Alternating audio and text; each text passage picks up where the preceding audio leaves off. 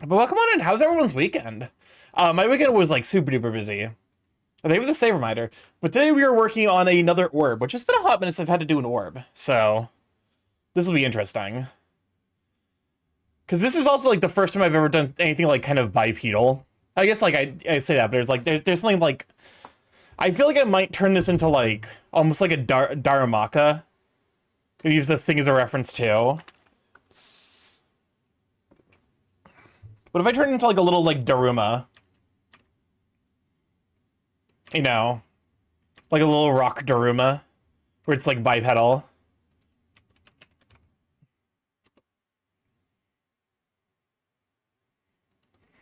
Is it Darumaka? It is. My weekend went great until last night, where my brain decided, "Hey, what nonstop nightmares about your currently anxieties? Congrats, you turned on the Borbify. Well, I'm gonna have these. I'm gonna have these on the to-do list for a hot minute. Copy image. But yeah, feel free to just whenever you get a chance, send over a reference sheet over on Discord, or if you have a Telegram, you can reach me also at StarkyMorph. So I'm thinking. Creature, but with... Oh, hold up, because actually... Zen mode to Darmanitan is probably, like, more where I'm... Darmanitan Zen mode. Because hear me out.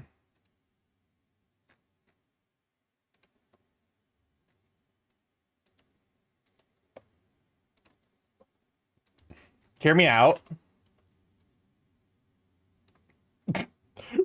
These two things have, like, I don't know. I feel like this is just like, it's like rock creature, rock orb. But no, hopefully everyone else's weekend was good. Let's see. Saturday, I went to go get food with my mom. We went to a hibachi place, which was nice. And then we chatted about some stuff. And then I had the birthday celebration over on Red Dragoon stream. And then Sunday, I went to a sushi go-around place, which was definitely an interesting experience. I've never been to one, so... Yum yum hibachi. It was definitely good. Because I've tried to make hibachi style stuff at home, and it did not turn out nearly as well. Pokemon and Zeek and Pixelman. Best execution method.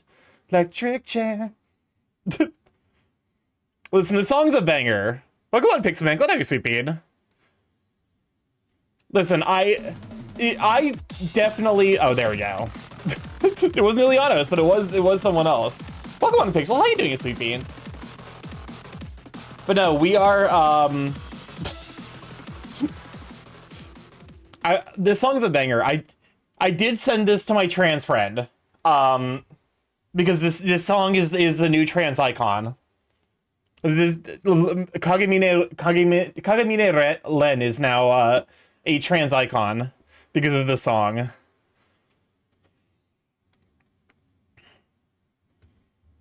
Go away from the boy whose smile sparks a flame.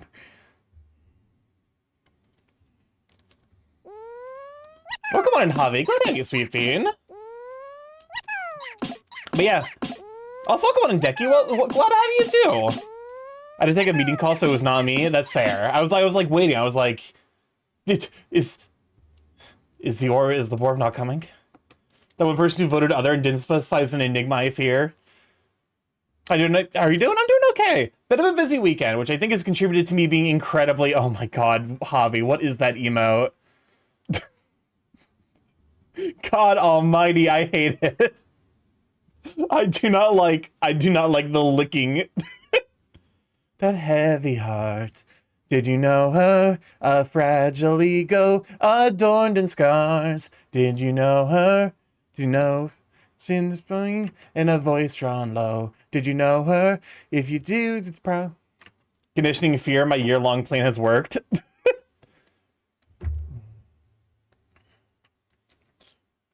I pulled a Jupiter Mon in a pack today, so it's my bright spot in the Pain Storm.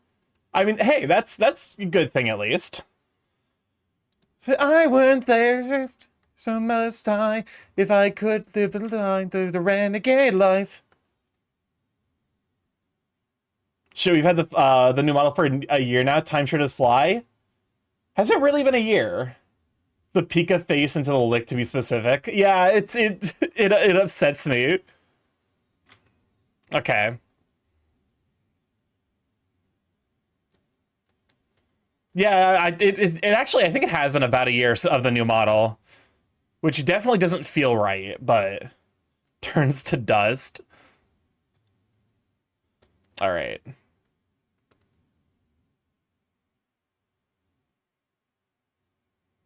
Just how I get quiet when no one else around. Me and you in an awkward silence. Don't you dare look at me that way. Unto me. I know that's the second version. Would it be worse or better if it was Pikachu? I think it would be just as bad. Harp on up a new soulmate. She's so perfect, blah, blah, blah. How I wish you'd wake up one day. Unto me confess your love, at least just like you say. I do like the Bossa Nova version of this. Hold up. Let me see if I can... Cam, where are you? Me when I grab Cam Cool and I work on his orb. Confess I loved you from the start.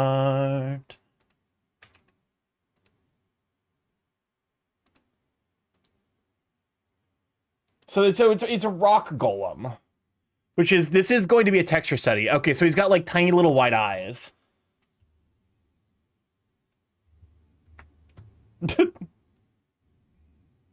Hi, yo, can we have a rant about the existential dread that is the same as times are moving on and we are being left in the dust? Now, ultimately, not even a footnote in the grand scheme of things. Please, thanks. Hear me out. I will actually probably be restarting this song, but... Time moves ever onwards. Time once lost is the one thing we cannot reclaim, but... I think that there is some beauty to be seen and to experience in the impermanence of love, and the impermanence of time. Hey, captions, you're really killing it. You're really killing it. God damn it, why is... Hold up. I hate that when this happens. The captions just do that sometimes. I think it means I have to, like, I have to, like, close it and then reopen the dock. Audio source. Wait, why is it not using my... That's so weird.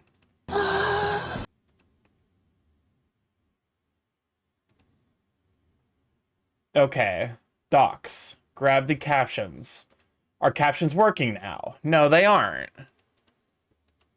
Okay, this is bizarre. It just does this sometimes. Okay, disable captions and then enable them.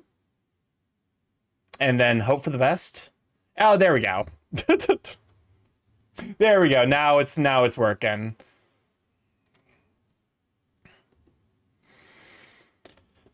Time is ever onwards, moving, slipping between our fingers, not disappearing before we have a chance to truly catch up. But I think in that impermanence lies the beauty of the human experience.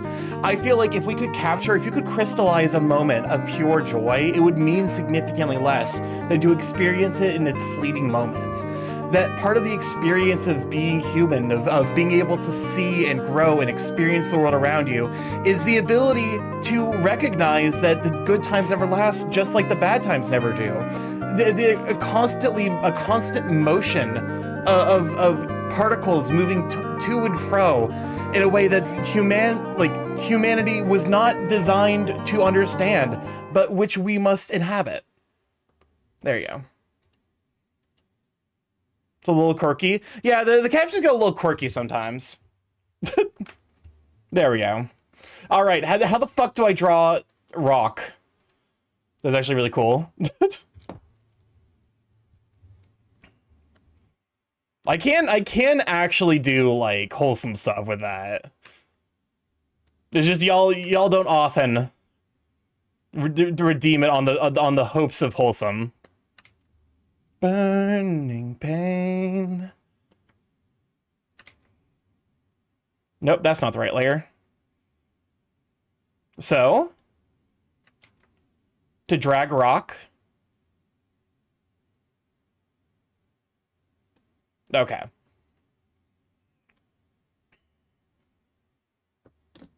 Draw it like it's a low polygon. Okay. With or without the W. Rats, we're rats. We're the rats. What's up, Chris? They can't hear you. My kids are listening to Kids Pop. What? But also, welcome on Cornflake Girl. Go ahead, you sweet bean. So the big thing is like, because I'm looking at the like, you know, you don't know, I don't know what Kids Bop. It's a money laundering scheme, I'm pretty sure. I'll fucking say it. I'll say what we're all thinking, but no one dares to admit. To some degree, I have to make like executive choices about like what I do and don't keep. I think if I just like chop the head off and then use that as the base, that was a reference to a meme. I got nothing. I've got nothing. With or without the W. Oh, wholesome. Is this the actual original song? I won't lie, I've heard the Good Kids version so much more than the original. It's the Good Kids version, and then they fucking nightchord this song, and then they turned that into a TikTok sound.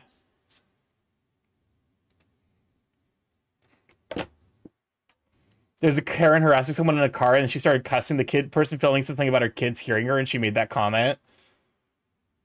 You're going to Four Seasons or Orlando. Do not resist. I will resist. You're trying to fucking send me to Florida.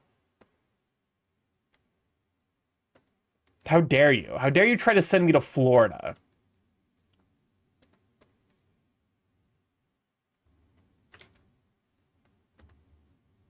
Don't know what the fuck Four Seasons Orlando is, but you're going there. It's in Florida.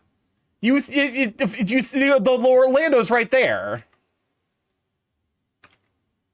You don't want to meet Florida Man? I would like to continue to draw breath and exist, yes.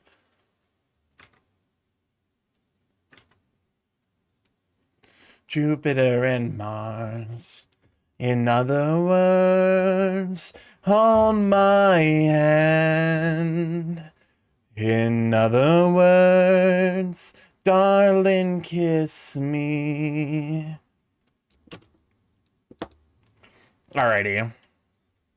Forevermore, you are all I long for, all I worship and adore. Yeah, as bitch, it's cunty pussy dance demon summoning hours bitchies pure exile wow pure exile wow pure exile wow pure exile wow pure exile wow pure exile wow pure exile wow. Welcome on to campus. Glad you sweet bean. If you're not Disney World or Universal Studios, then why the fuck are you in Florida?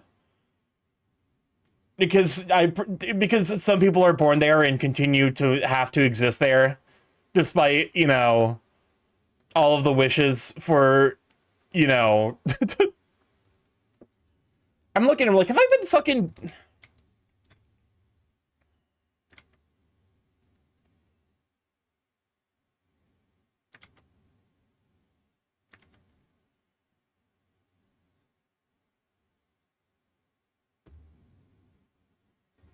So something like this, to kind of like help figure out like roughly what we're working with. For all I had to take care of my sick family member in the Orlando, not gonna lie, Orlando isn't the worst city in the world, it's just in Florida. Okay. This is a weird one. This is a weird one. Sorry, I finally looked at the Bayo 3 plot. Oh no. It made me sad. Yeah. Yeah, suffice it to say that the Bayo 3 ending is not necessarily anyone's favorite ending of any Bayonetta game. It's probably the worst ending of any Bayonetta game we've gotten so far. Alright, I'm absolutely shattered, though. Rats. What happened? What happened? Where the rats? Starky, if you were an Umbran witch, sage, which demon would you form a contract with? Personally, either Prince Stolos or Kame. Stolas would be interesting. He's just a little owl creature. I do love him. He's very reminiscent of Rem. The little owl guy from, I won't lie, I am increasingly tempted to get into, Deadlock, but I also know that if I get into Deadlock, I will become, like, a full-time Deadlock streamer.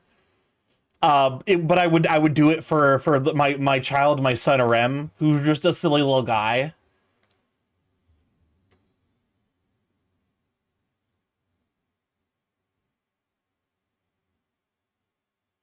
They made her be in a relationship with a man. I still don't play the game, though. Because Demon Train. There is, to be fair, right before that extremely unfortunate ending, it did have one of the most sick moments in the entire game's history. I actually screamed at this. I screamed on my screen when when the other Bayos showed up. I was like, "Oh my god!"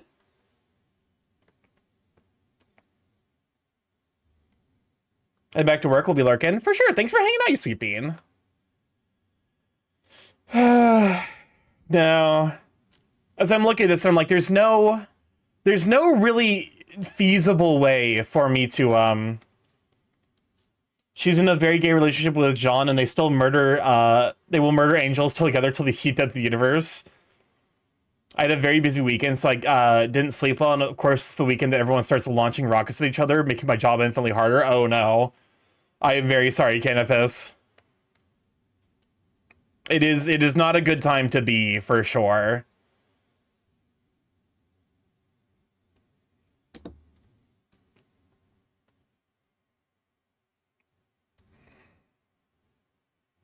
Have you played Bayonetta Origins? Is that the, I'm assuming you're referencing the, I'm assuming you're referencing the, Cheshire Cat one. I've not played that one yet. As I'm looking at this, I'm like, I don't think I'm able to make it work even remotely bipedally. I think you just have to cut his head off. I think we're aiming to cut the head off and then build the legs around that. I'm eating spicy tacos that I have made. Excellent. Here, delete this layer. Just look at the artwork. It's just so. Yeah, I think we're just decapitating this poor rock golem. Where rats? Where the rats? No one tell America that Alberta has lots of oil. I don't want to be bombed by the country equivalent of our toxic ex-boyfriend. I mean, it's too late. We're already aware of that information, but also, Alberta's already basically America. I've heard Alberta described as the Texas of Canada very, very frequently. Multiple Canadian people, including people who were born and lived in Alberta their entire life, are like, yeah, Alberta is so far into being American or Canadian Texas that they also fly the racist flag. The Confederate flag. I was like, I have to specify. I have to specify which one. Are they the province without rats?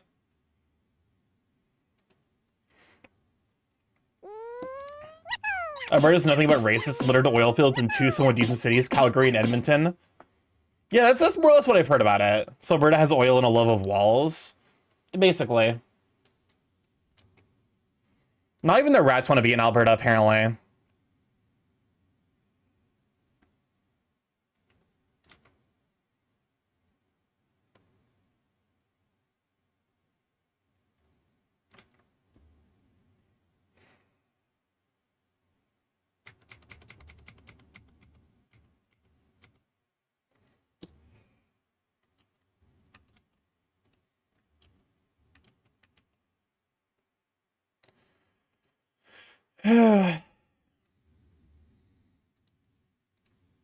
Gay. Thank you for the 3-stream streak. Okay.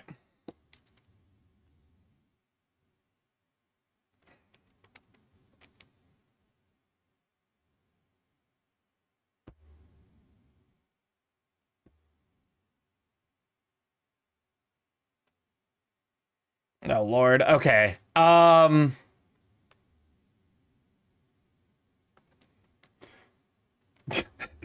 like getting nervous to work on this.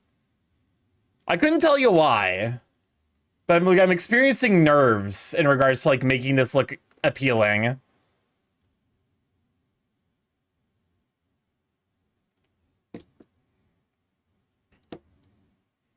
Okay. So get this. There's like because it's an IRL friend with no reference image. I mean, we have a reference image. It's just not particularly here. Let me grab the higher res version of this. It's the design is not particularly like descript, shall we say? Because like when I do these orbs, I'm very much grabbing like specific design elements, and it's one of those things where it's like the design is rock golem, which isn't necessarily like there's nothing wrong with that. It's just like there's nothing. It's a bit difficult for me to figure out what details I want to include and which ones are probably better left.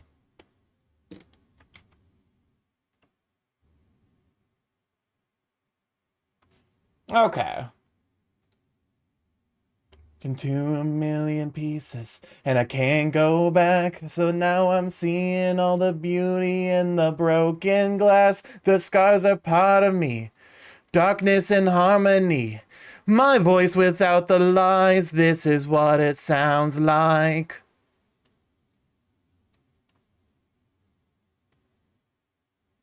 The jagged edges meet the light instead. Here. Right, this is what it sounds like. This is my personal favorite song from K-pop Demon Hunters. You're not alone. Listen to the demons. We let them get between us, but none of us are out here on our own. So we were liars. So we're not heroes. We're still survivors.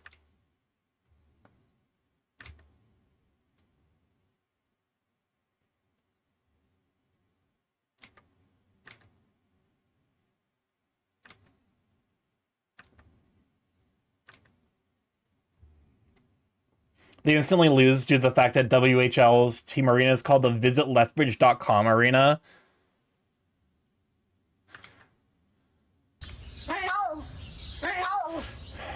Okay. Because, like, as I'm looking at the structure here, there's very much...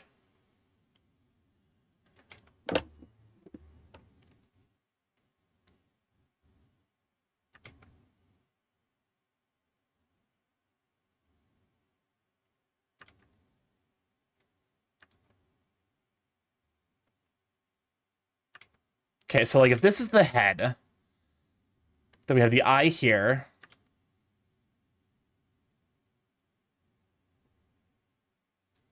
Spin!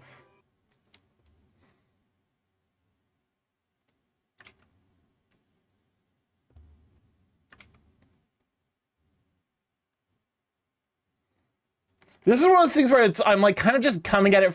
I'm saying fuck it. I'm gonna try to figure out the shapes first.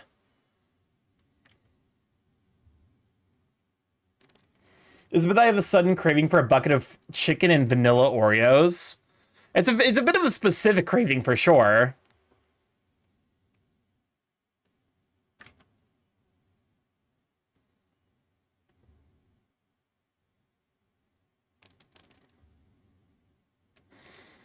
I don't necessarily think it's like bad, but it is a bit specific.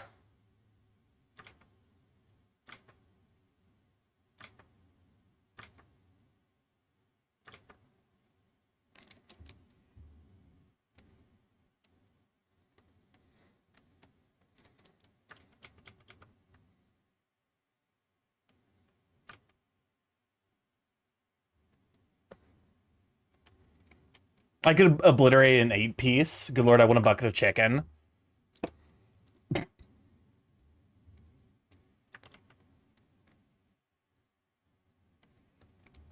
I want hot pot. That does sound really good, I'm not gonna lie.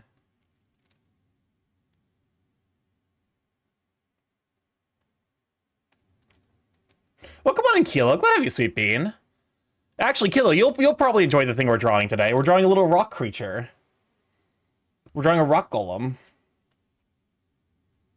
I'm trying to figure out how to do that.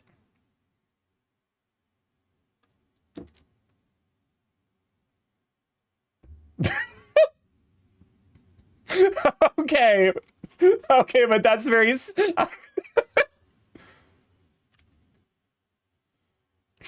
Okay, but that's very silly.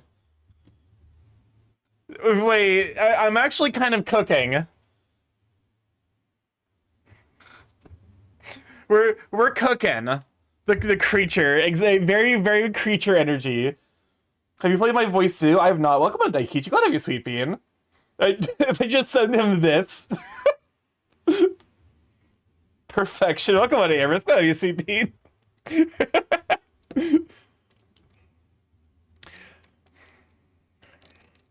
I mean, I like... So I like this. This is staying. I need to figure out what I'm doing here, though. Is it like...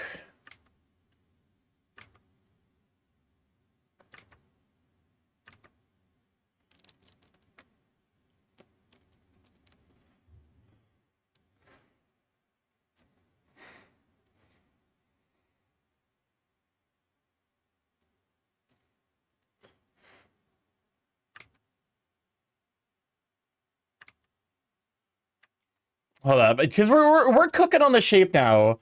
Yummer's face. I'm cooking. We're cooking. Okay, wait, but this actually is kind of a this.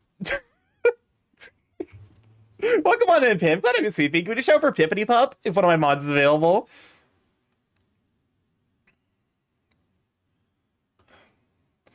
I was actually like, because I was hanging out in I was hanging out in Saber's stream, and he made the extremely compelling point about like how you can use line length, like line thickness rather, or like line thickness or line weight to like kind of sell how far something away is, which is actually an extremely good tip I hadn't thought about, where it's like, you know, like this implies that like, you know, there's like a level of smoothness here. You know, it like it suggests something without necessarily being like super you know, direct about it. Whereas, you know, when you're trying to like separate a character from the background, you want to do like more of a thick line. Both because it helps accentuate the silhouette, and also because okay,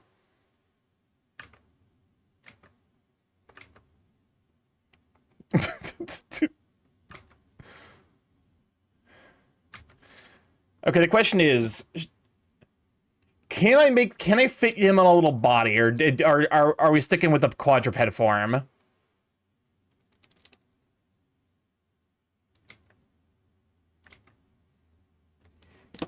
I need to just say fuck it and try to make shapes more often.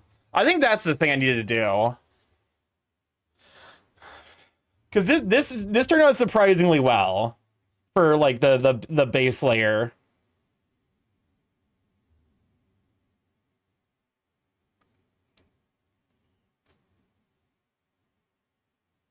Is that an automaton? You're not wrong, actually. It is very automaton-esque. So the original visual resource I was given was just... I assume that this is like from Hero Forge. Also, welcome on in Slow. Glad to have you, Sweet Bean. But it just rock golem. It's just rock golem. So I'm trying to figure out like what elements. Welcome on in, Kaisi. Glad to have you. Can we get a shout for Kaisi? How you holding up? I know the last couple of weeks have been like a little bit hard to find motivation, which I completely feel so deeply. Ooh, rocks, yes. Perfect. This creature is perfect for throwing at your friends. Life is a mess, but I'm alive. That's all you could really hope for. I can tell you this is his AQ character. Okay, so to explain, this is a friend who I met in college, with at a club for a homebrew tabletop game, that my college had that was called Adventure Quest. And that system was a huge mess. I love it dearly. I met some of the like sweetest people in my entire life from that experience. But also, the system was a huge disaster, because there was like a database of magic items. Thank you, shout out, Starky. I'm making dinner right now, so I'll be super shy. It's understandable. Looks like my mods are presumably preoccupied, so let me sneak one in here. But no, hopefully I can just like snag a nice break. Huh? Okay? What the fuck? But weird. And anyway.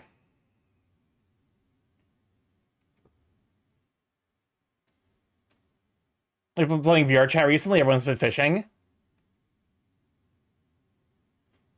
But no. I've been playing VR chat a little bit. Mostly it's just like catch people on weekends. Is the big thing. So it's not necessarily like super duper, like, you know, it's not been like a very prominent aspect of my life. Okay, so here, let me see if I can.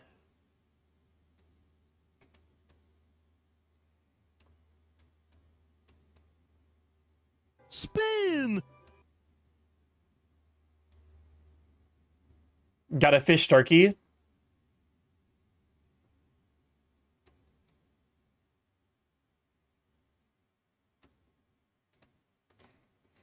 Okay. This is very different. This is very different than the way I normally do these, but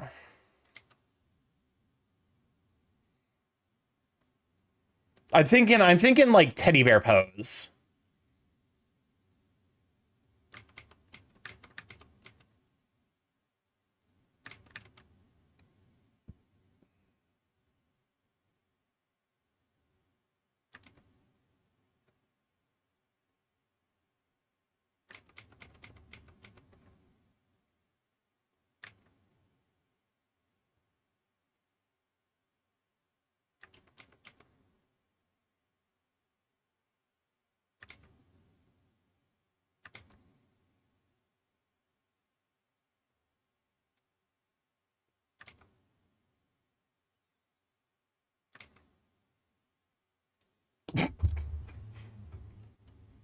This is already feeling very silly.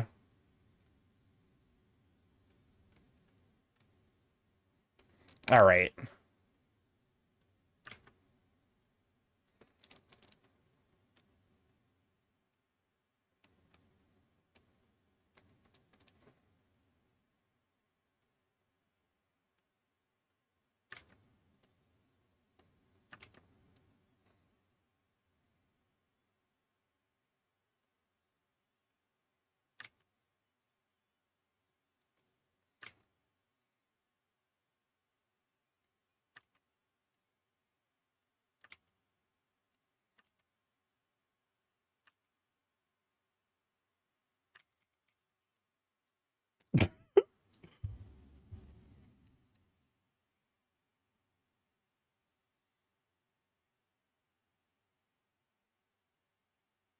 This is your song?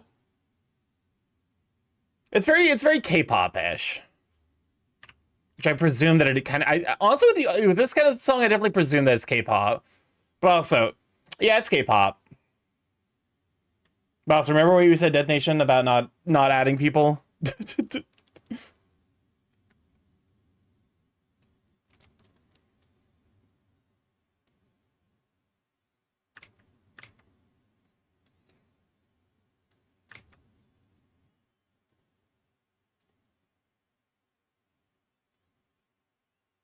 So I have to get the person's attention.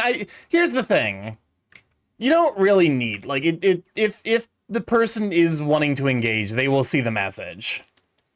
You don't gotta ping people. You know, in general, like, in Twitch etiquette, it's kind of like, you know, it's considered not necessarily wise or necessarily even cool to like spam ping people.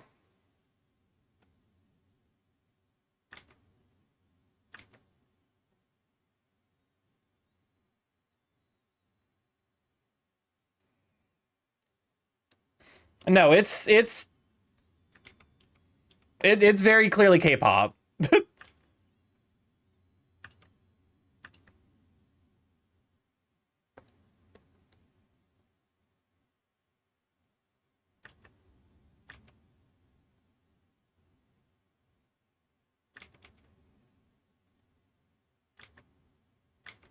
Hold up. Because this is, to some degree, me figuring out. Like, right now I'm just kind of figuring out the rough shapes. Skip.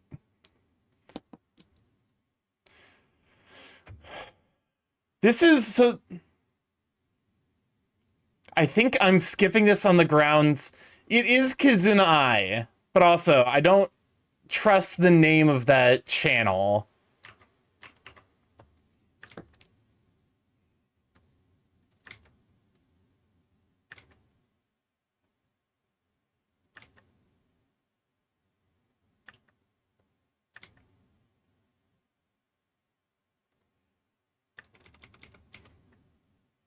So it was Kizuna Ai, but it was so it's one of the first VTubers. Hold on, let me snag this real quick. It was Kizuna Ai, which is how you spell it, you know. But then it was dash AI channel, and I was like, that's extremely suspicious. And the fucking wild thing is, like, that she's, like, as a VTuber, she's done some weird shit in regards to, like, scam products before, because she straight up had a fucking anime, which was garbage, but it tried to shell crypto. Fun fact, the first VTuber went all in on crypto. Is, like, that's one of my favorite bits of, like, lore that no one talks about in terms of VTubing shit.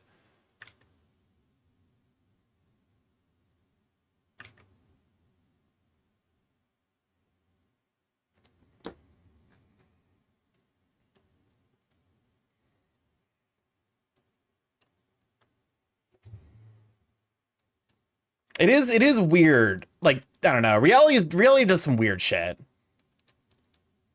Was she already fragmented when she did that? I'm pretty sure she was, like, I'm pretty sure Kizuna has, like, graduated, like, years ago. She is not in the game anymore. To use the parlance of VTube enjoyers, graduation is very much the act of it's basically just quitting, or, like, you know, like, not streaming anymore.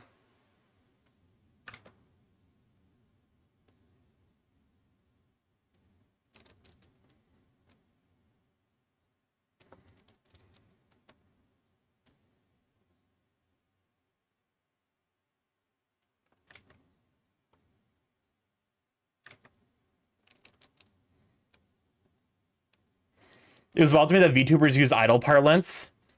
Wait, well, because VTuber started as an idol thing. Like, VTubers, the origin of VTuber culture is based on idol culture. I didn't realize, is graduation the same for idols? Because, like, that, I actually wasn't aware of that bit. Also, Starky got some new Uma music to terrorize you with. Yep, okay. I mean, that doesn't necessarily surprise me. A lot of terminology got co-opted, a lot of toxic overlap. Oh, abso-fucking-lutely. A lot of terminology in the VTuber space is almost certainly, because, like, VTubers use the term Oshi as well, which as far as I'm aware, like, primarily derives from it primarily derives from idol culture.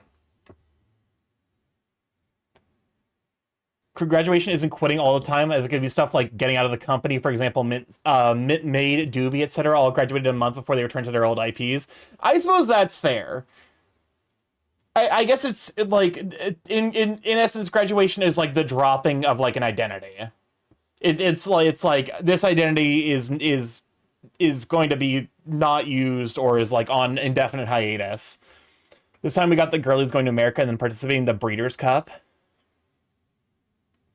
The OG Kazuna left long ago, and they replaced her with a bunch of other girls to wear the model, each for a different type of content. The OG became a consultant, but I don't know for how long. That actually makes a ton of sense.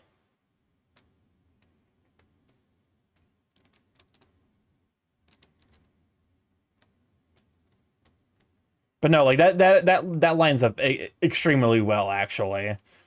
Where like, I can't imagine, because like if you're Kazuna, you like, I presume that like if you have control over the IP, you like Kazuna is also in the bad game. You're gonna have to be more specific. I'm assuming you're talking about Fortnite.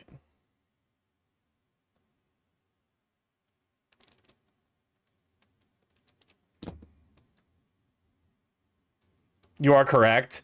I was like, do you have any idea how little that narrows things down?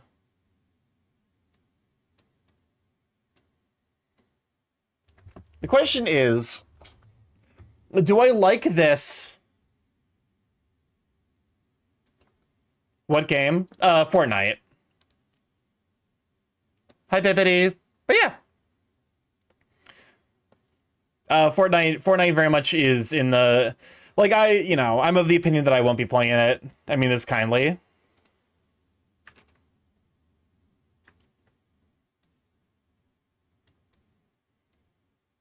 It looks like you're kind of drawing Jeff the Land Shark. This is adorable. Time to do the like you're going point of view, you're at the dentist. Or not, you're at the optometrist. Number 1. Number 2. Number 1. Number 2. I think I like the plushy version a little bit more. Oh, the Fortnite collaboration with Kazuna Ai just makes people don't know AI means love in Japan. No, they use it. They also have AI like products that they're selling. Like they have things on the market that you can purchase with real life money that are generated with computer models. So like, suffice to say, I have no interest in playing Fortnite, but also like that's It will always fucks me up how K-pop fans adopted the word stan as a positive thing. It's a word that Eminem to his fans that got too parasocial. It literally means stalker fan. So K-pop fans who say TSK stan Luna are literally saying TSK stalk Luna. Yes. That is here's the thing. You have to recognize that there is fundamentally there is a difference in the way that singers and artists and idols are viewed in Japan and Korea, where they are not singers, they are not content creators, they are surrogate girlfriends. Like, as an idol in a K-pop group or in Japan, you are not allowed to have a relationship, because to do so would create like it creates like it creates a gap in that parasociality. They actively encourage the parasocial aspect. So when they say, yeah, I stalk someone, they mean it both literally and as a positive thing. I have no choice but to stand. I wouldn't go to Anime Con unless it's in Japan. I wouldn't even... People who have gone to anime conventions in Japan have been molested before, and the police did nothing. Like, even though there was recording. I wouldn't go to anime conventions in general, low-key. What the fuck? Unreachable objects of desire, for if they are reachable, only one would manage to reach them. Rats, where rats, where the rats. Fortnite has been going in the shitter as the only notable thing that happened in the past 6 months have been collab after collab. We're at like 2 shop collabs a week at this point at minimum. Yeah, that sounds about right. I mean, as someone who enjoyed Magic the Gathering and who has been watching that happen, you know, my condolences to anyone who got into Fortnite and genuinely enjoyed the experience of playing that game.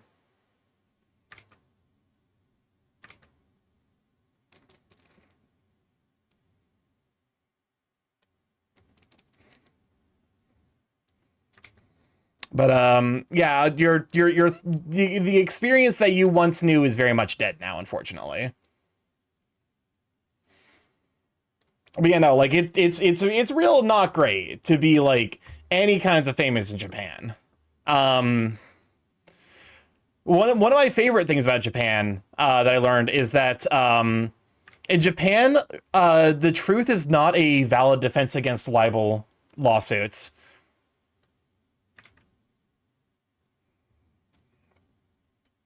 If you say something about someone that is true but negatively impacts their business, you can get sued and you can lose in court.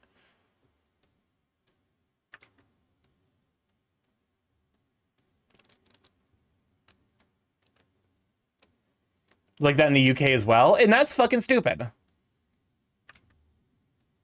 Like the system we have here in the States is dumb for like because it allows stuff like that, but also you know, it is wild that it can be worse, and for some places it genuinely is worse.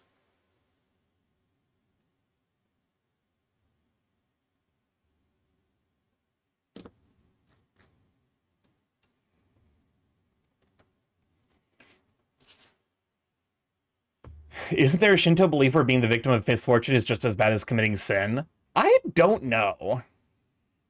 I wouldn't I don't know anything about Shintoism. I know it's a form of animism, the idea that everything has a spirit. Japan's guilty until proven innocent justice system. Well, that's because they only ever like bring something to case if like Japan has a 99% conviction rate, not because they catch 100% of criminals, but because they only take things to case after basically they already have committed a crime that is both unforgivable and impossible to disprove. Welcome on, Darv. Good to have you, sweet bean. Can we shout over Darv? How you holding up?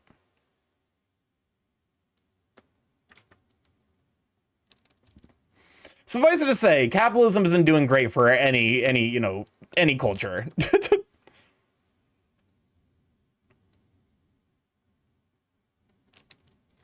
That's why the Ace Attorney games exist literally, like they were created because they were supposed to be a they are a not parody. What's the term? Parody isn't the right term. They are a critique, I guess, of the Japanese legal system. It is fascinating. Commentary. Yeah, that's probably more accurate. Where it's like you know, every single ridiculous thing that happens where it's like you've demonstrably proven beyond you know any doubt that the person who was accused of committing a crime committed it. You still need to is like but who actually committed it? You need to prove that every single time.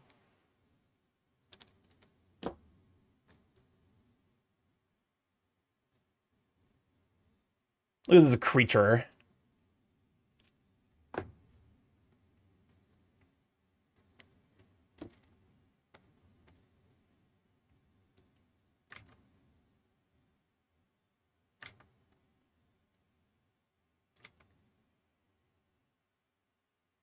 Peak music of the jukebox really chose a time for my song. I have no idea what this is.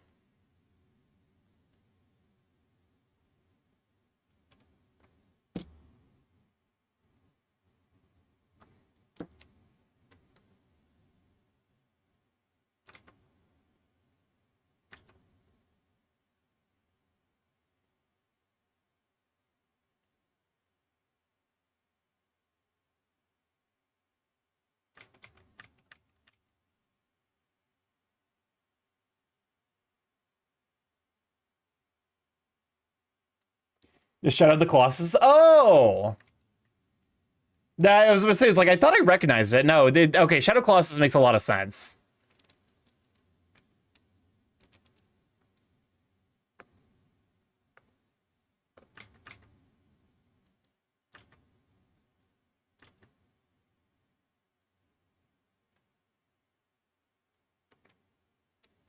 Also, better about our first set of 3-minute ads. We realized that we had to turn off pre-rolls, but not deal with the ads as soon as I join the stream.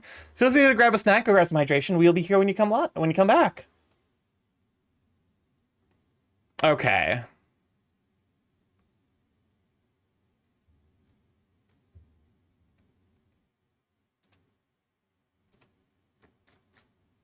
Yeah, let me like.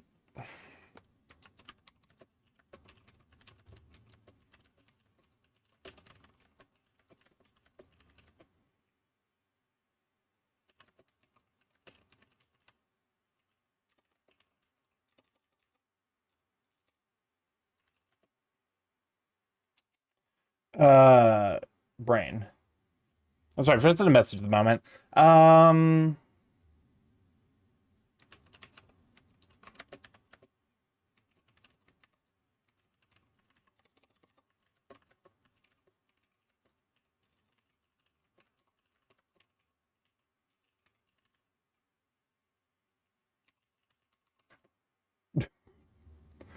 was expecting this to become, you are the ocean's gray waves, destined to see life beyond the shore, just out of reach.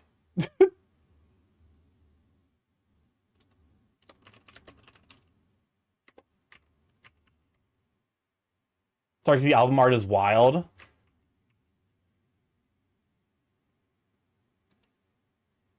Fuck. I biffed it. I biffed it! I was gonna say, it's like, wait a second, this sounds familiar. Casey Lee Williams. That's the person who did the vocals for...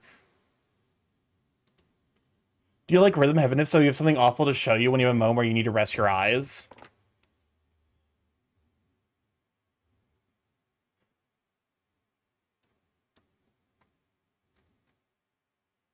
It was a song from Ruby. Oh my god, it's wild to think, because the Rooster Teeth team going under, I don't think they can use the Ruby branding anymore. Oh yeah, but the artist, like the musician, her vocals are still very distinct. You want the Japanese or English version? Go with the Japanese version.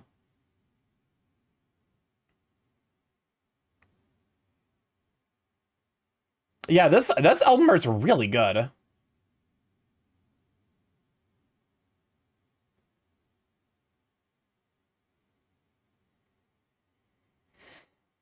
I love the little dog and the cat. They're just vibing. I mean, to be honest with you, I do love, there's like these, back when I used TikTok, there were these like videos of like this lady who would just play her piano with... Casey has done work for multiple places. She even sung for Arknights. I also learned apparently Arknights has like a factory automation gate sub mode. What the fuck? Welcome on in, Big O Lux. Right, glad I have you, Sweet Bean.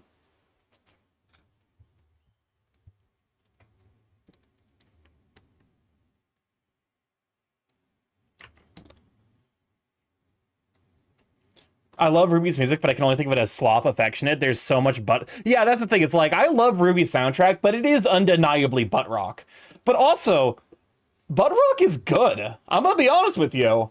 Like, if there's one thing that has been consistently good about Sonic, it has been the music from that series. So, like, I think butt rock is a positive thing. Ruby's still around? No, Rooster Teeth went under. They went under, and almost certainly the name. I think it got bought up by Crunchyroll.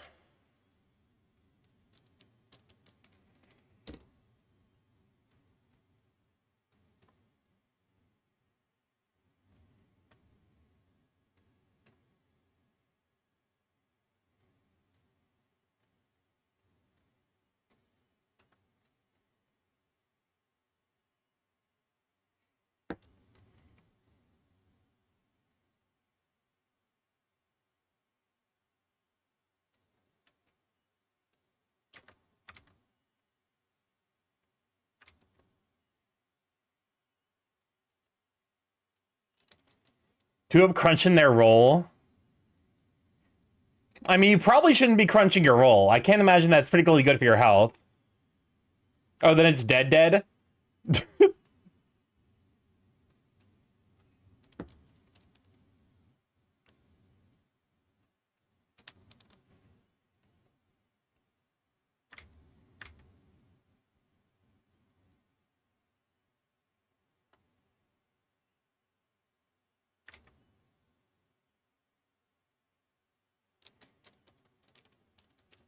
I didn't need my dick today anyways. This is a fucking wild thing to read in my chat.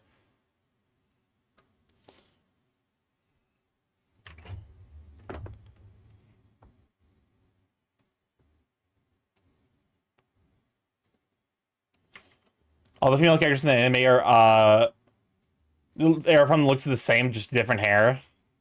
I mean, yeah. For Space Ruby, you were a mid-show, but you had a great OST, and Yang was the best character, don't at me. They got more artists sooner. I had to put Ruby music on the same, but rock pedestal is Sonic music. Oh, for sure. Oh, for sure. Javi.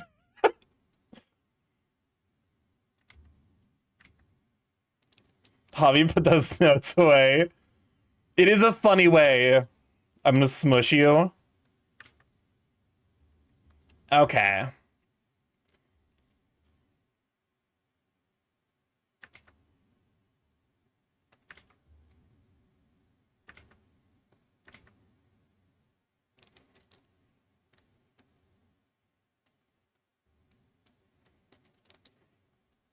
To bring it on, blimp.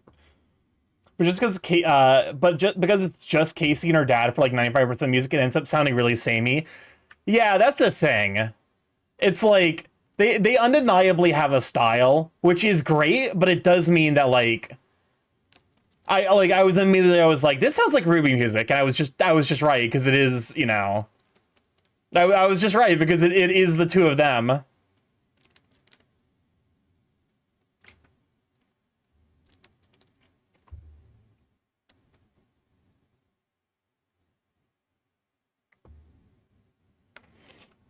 Okay, so this is like a rough sketch. Let's refine this a little bit.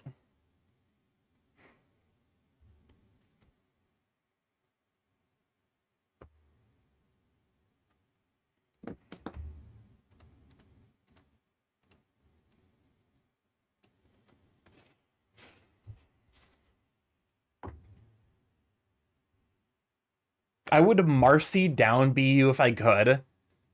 I would, yeah. You're presumably talking about, is it Marcy Catfish? I've seen some of their streams. Oh, I was dumb. I was listening to that. I was like, why is it taking so long to move to the next thing? Oh no. Oceano.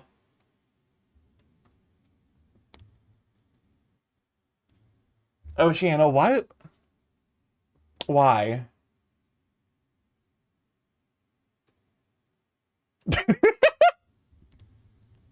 Do you know Lahi?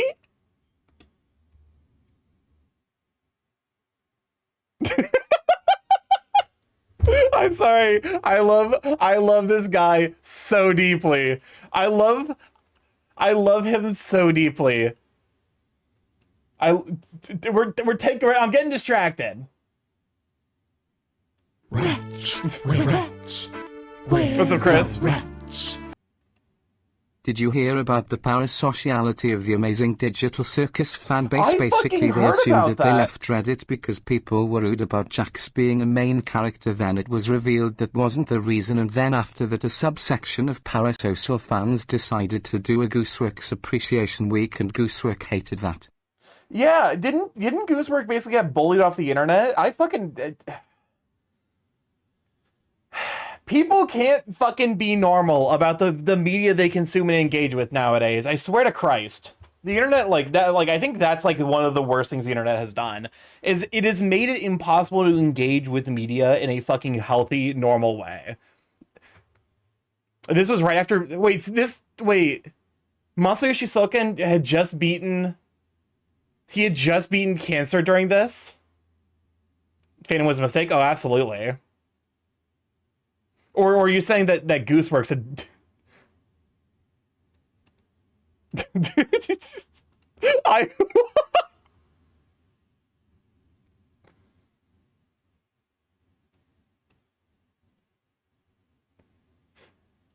I love she is a fucking professional.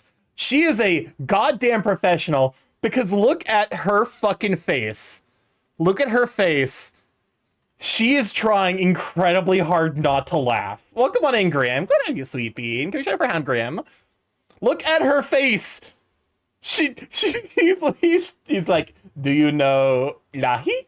and she's just, she is ever the consummate professional.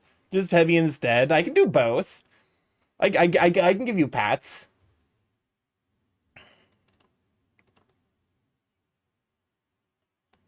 Okay, this was Soken's first public appearance after beating cancer too. That's fucking incredible, and I love him for this. I want to peg Gwyn. I want to peg Gwyn as well. If she understands English.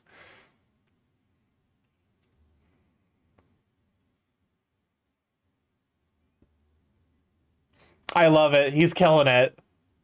This man's a champion. Beats cancer. Gives his... This is... I love her. I am obsessed. I'm obsessed with this pianist who is incredibly professional. This is the kind of energy I aim to bring to a function.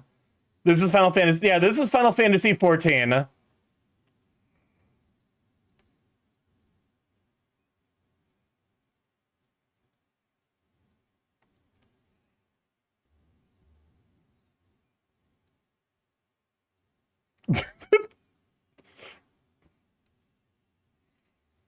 Also, this man has 0 vocal training. Arguably negative vocal training.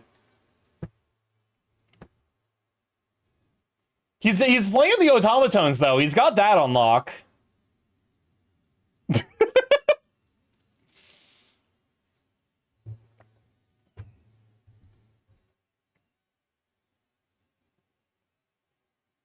He's a musician, not a vocalist.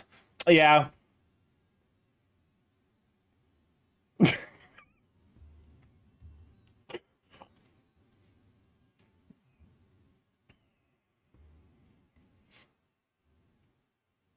Is this like the thing he's most known for nowadays? Like number 1 composed the Final Fantasy 14 soundtrack, number 2 Lahi.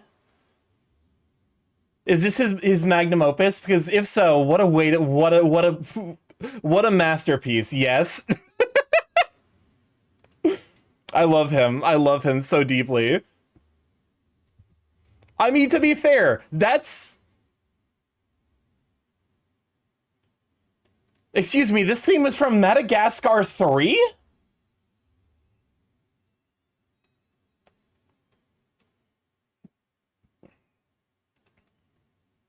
Lahi is tangential to composing the Final Fantasy 14 OST. I mean, it is like the big song of A Realm Reborn, right? I don't know shit about Final Fantasy 14. I got through character creation and then I got bored and then I stopped playing and I've never picked it up.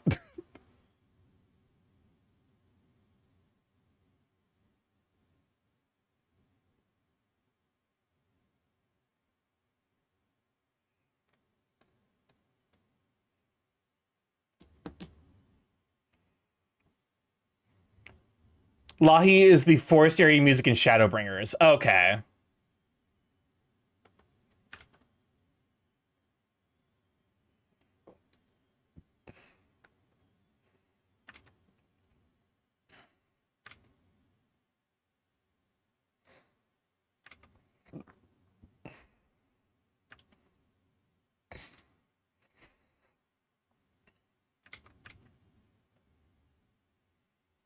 It's wild how much people hate the song Smile in Final Fantasy XIV fanbase. Whilst the game is great during any expansion prior to this one IMO, the class design of the Dawn Trail patches has been lacking.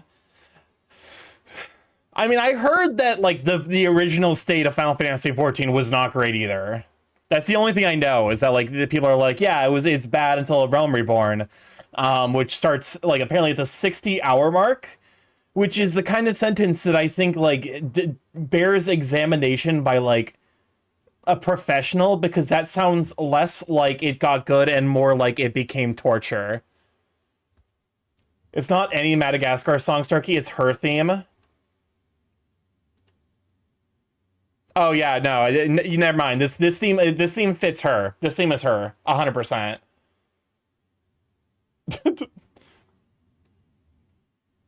Why is she built? Why is she built like a marshmallow that someone got too excited about and they jabbed a stick through it, but it went all the way through? Am I the only one?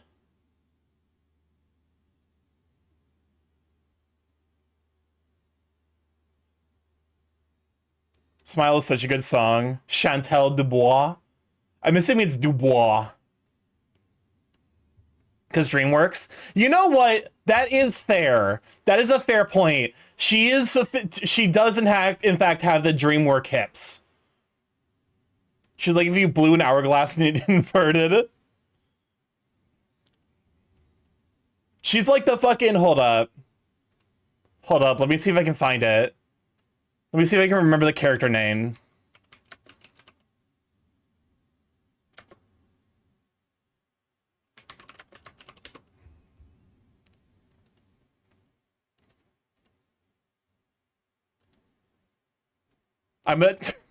This is a deep pull. If you know what I'm referencing here, it's impressive, because I don't even fully know what I'm referencing here.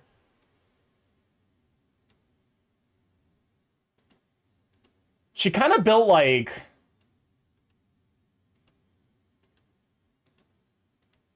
She kind of built like the Masked Ruby from Slap City and other games from Ludosity.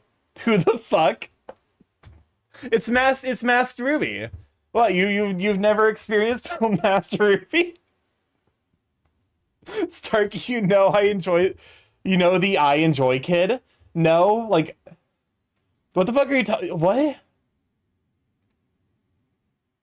She has the I enjoy kid's neck. I have no idea what you're talking about.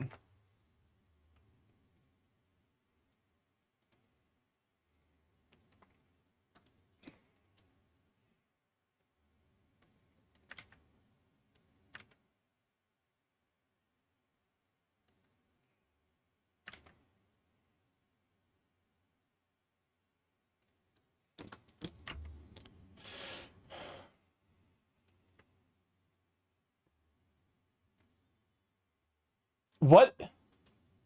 Hold up. Okay, I got sent... What is this image?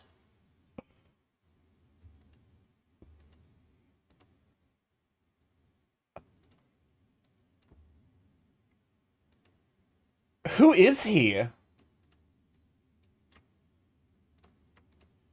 Why does his neck look like that?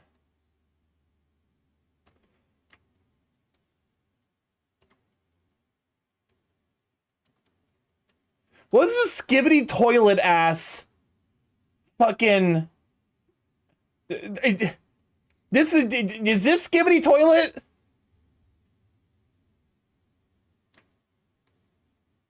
Why does the child... What is wrong with his neck? I enjoy... I like how it's I enjoy, but also the kid very clearly is like being held at gunpoint. This child is approximately 3 seconds away from being slaughtered and is being told to act normal.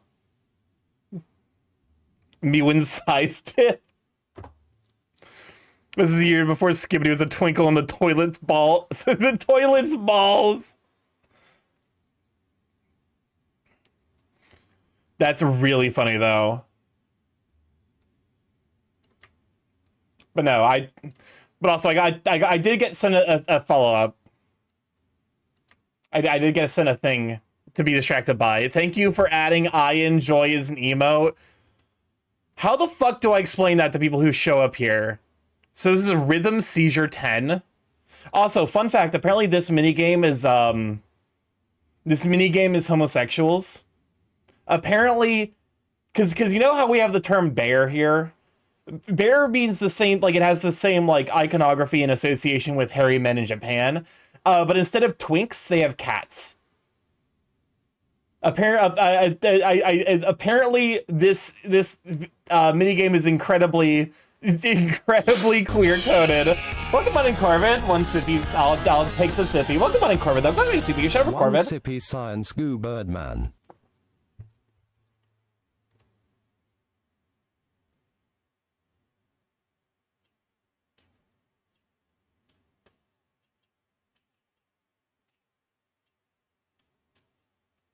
And this minigame is homosexuals. I'm a cat, but I'm no twink. This is a Rhythm Seizure 10. Jesus.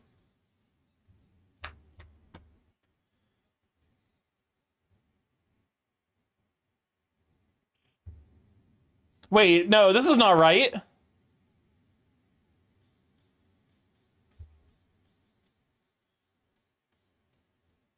What? Wait, no, this is subtly wrong. This is psychological horror. What the fuck is happening? Oh god! What was Monkey Clock doing?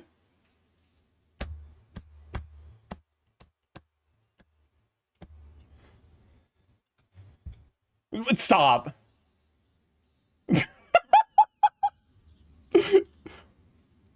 I said tenor playing this.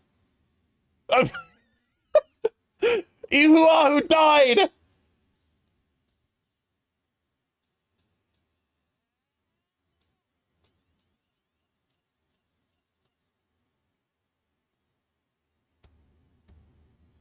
Is this which rhythm having game is this?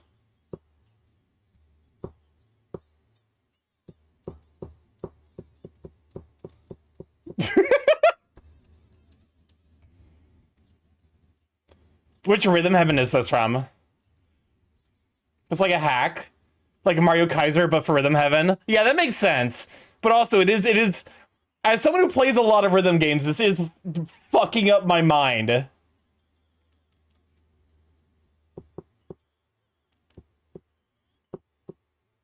This is Rhythm Heaven Studio. This is not. I don't think it's Rhythm Heaven Fever now, because. Yeah, this one isn't in Rhythm Heaven Fever.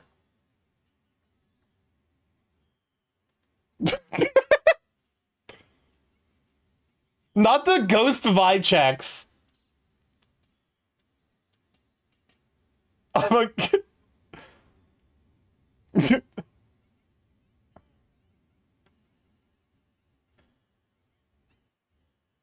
Why is she just standing there?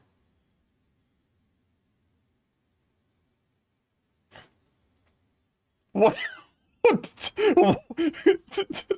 I like how it's what, period. It's not a question, it is a statement of what. Question.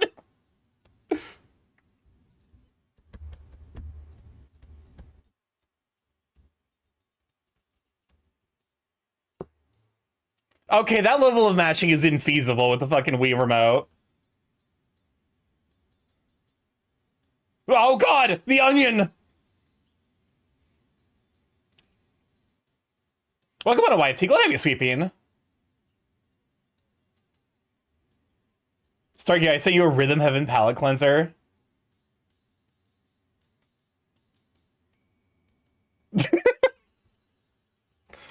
No, no, no, no, no, no, no. You don't get a fucking... In the fucking background. I hate this. I didn't even notice they dabbed. A, they dabbed. B, the fucking nerd emoji in the background. Not... Dude, you need to stop edging me with Karate Joe. This is fucked up.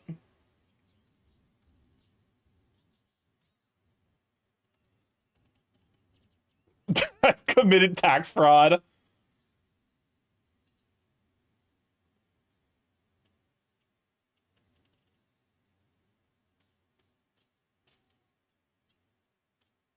It's very subtly wrong in a lot of ways. Also, yeah, what the fuck's going on with these cats in the background?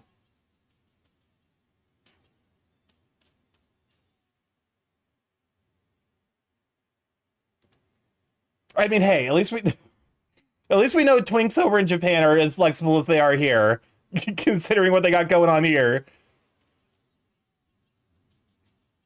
Also, does this imply M pregnancy?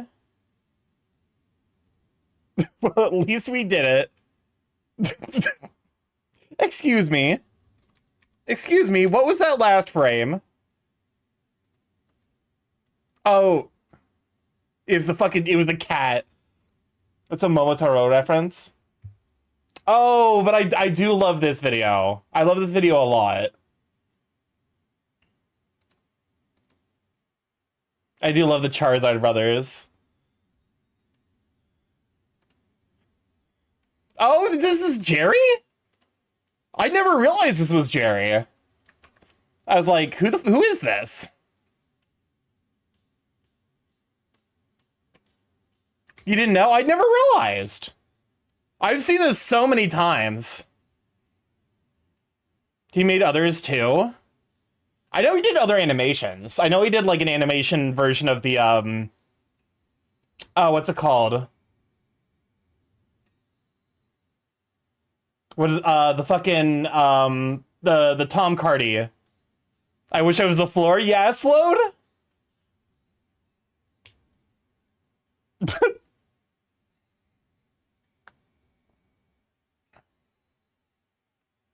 But no, I know he did like an animation of the perception check for Tom Cardy. This one with the ball kicking minigame.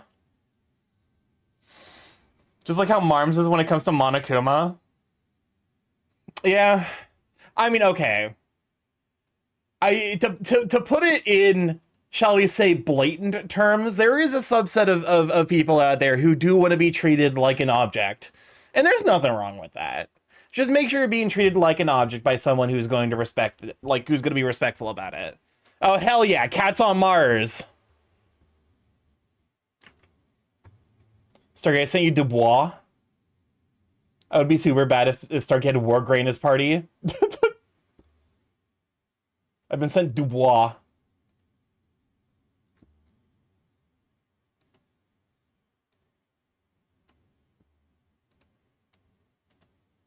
Hold up. I've been sent Dubois? Oh god, she's so much more horrifying in motion. I was not ready for her to be in motion.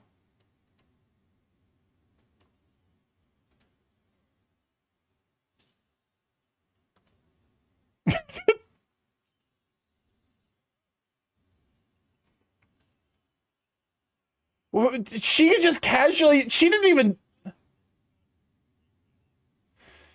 doesn't even give the remotest fuck about crashing through walls. Not a she's just like, no, whatever is behind this wall, it is not, I can take it. Not a moment of hesitation or doubt.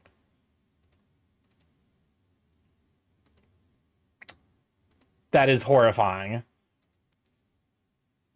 So is calling someone a doormat kink shaming now? No, I would say for some it's kink enabling. She's not a force of nature, she's its reaper. Okay.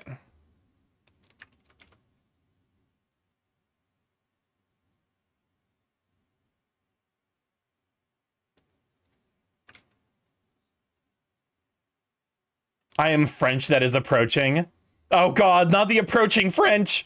Welcome on, Ivan. Glad to have you, sweet bean. How you holding that, you cute kimono dog thing?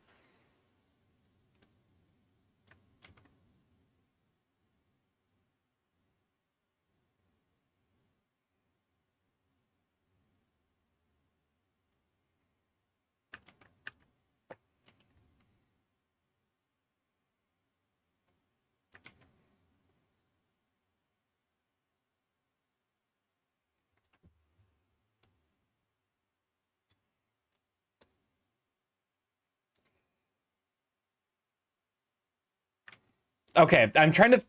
There's gotta be like a tutorial on how to do a rock texture.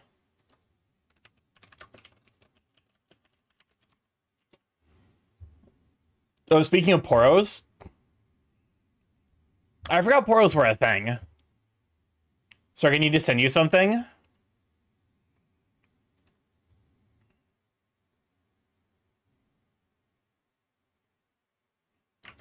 What else? Welcome on Kasai. Glad to have you, Sweet Bean. Yes, Poro. It is kind of wild. Because it kind of feels a little bit like people are like losing patience with Riot a little bit recently.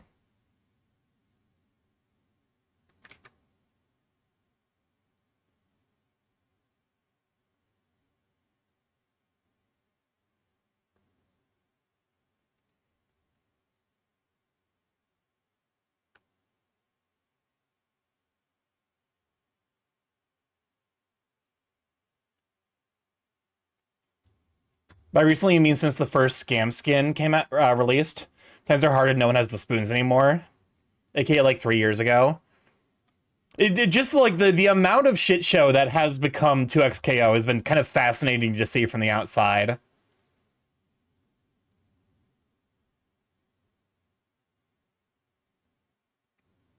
So it's something like this.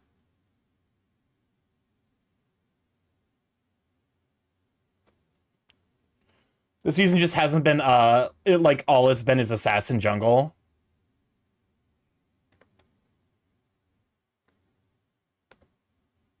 Are we simping for a rock man? So I'm drawing. The answer is absolutely not, because this is an IRL friend from college. This is his. He's a regular in the stream, but he wanted me to orb him, and so I am, instead of properly orbifying him, I am turning him into a marketable plushie.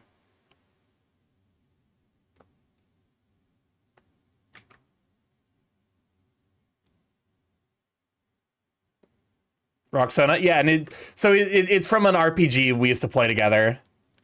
A TTRPG, I'll allow it. Starky had a cursed experience yesterday. Go for it. Punted your way, Starky.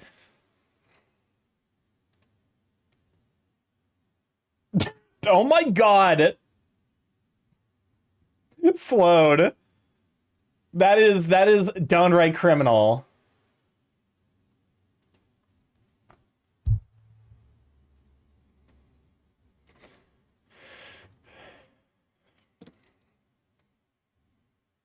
Starky, can we have a plushify / pool toyable redeem?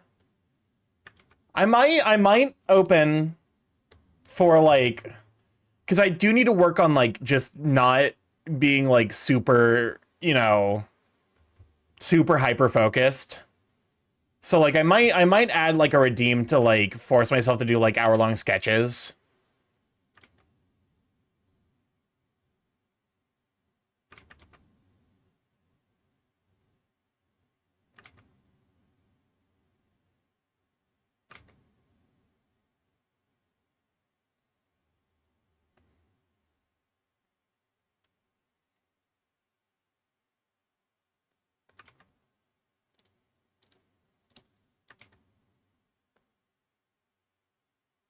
Rats, where the rats?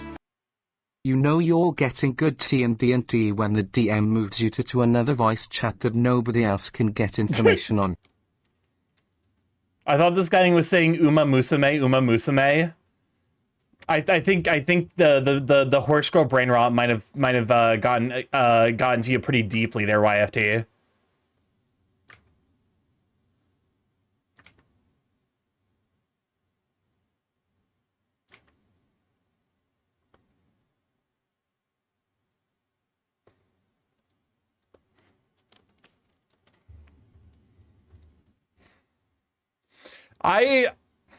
There is like that desire at some point to like just fuck with people as a DM. I want to get back into DMing. I honestly do miss it.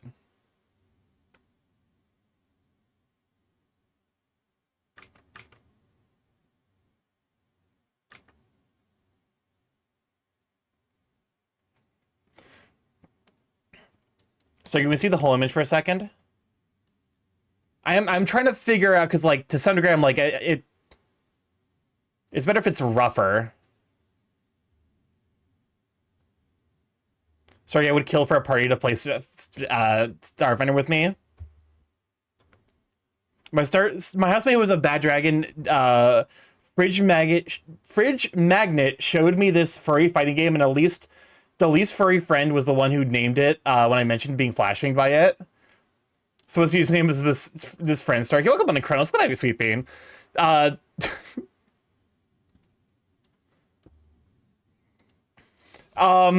Hold up, because I was recently made aware of a fat fur fighting game. Crushing Force? I think that was what it was called.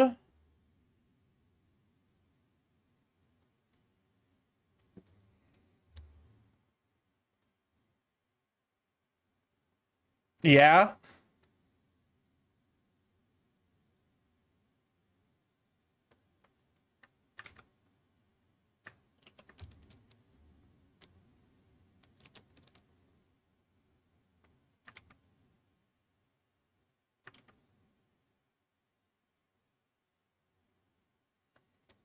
I watched like an hour worth of gameplay. I'm never get that time back. I Friday had therapy today. Oh no. But no, I'm aware of it. Because there was someone who was trying to get, who was like, hey, is this too much for PubMut's, is this too much for PubMut's, like, gaming news react? And I'm like, probably. It's probably too much. Because it is, if the designs are very extreme in a way that can only be interpreted as kink. Like, if there was the plausible deniability that, like, there was like, oh, no, it's, you don't say.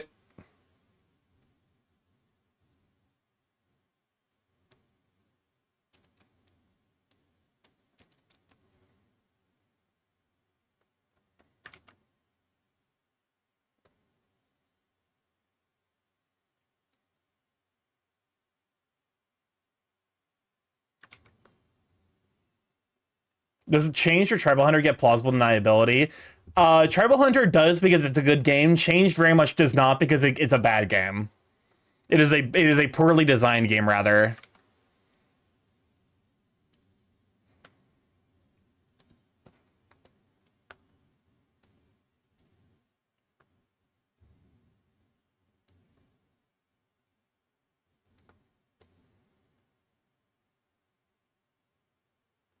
Did I go too far?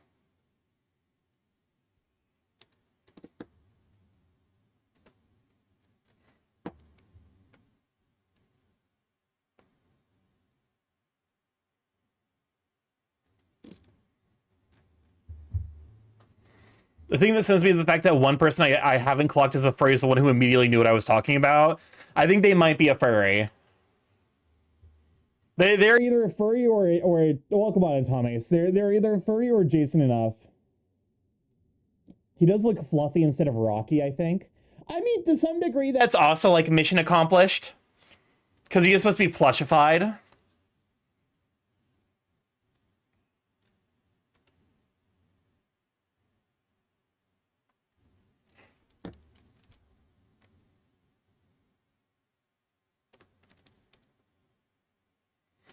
I also sent you a DM. Oh, yes, I saw it. I will admit, I've been getting like deeply distracted. So I'm like, I think I might be cooking too much.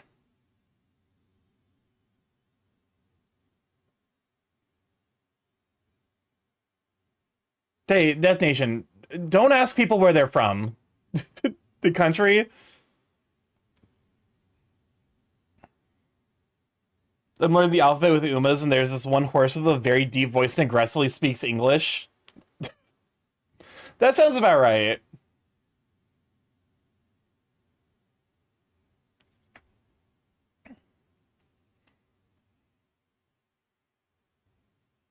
A lot of skill folk, whenever I get the chance, have lots of dragons around my house, and where Mimic Cat wear everywhere.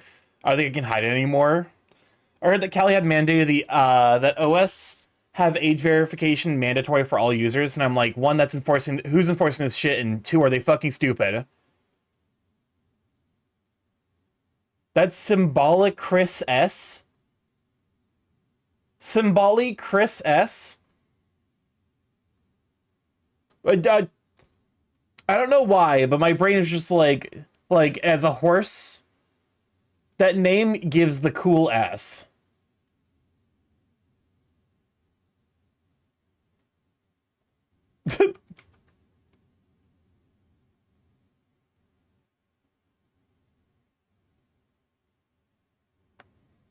I think this is how you do the cool S.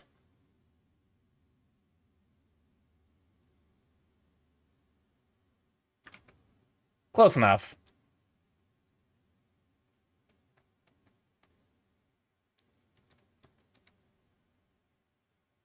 Close enough. Rats, where the rats? California is metaphorically a child, the age verification is a fork metaphorically, and Linux is a power outlet, metaphorically.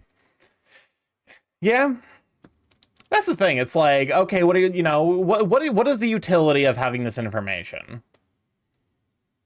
Like genuinely, like what value are they getting from it? And to be honest with you, it feels like the only value they get from it is being able to leak our information.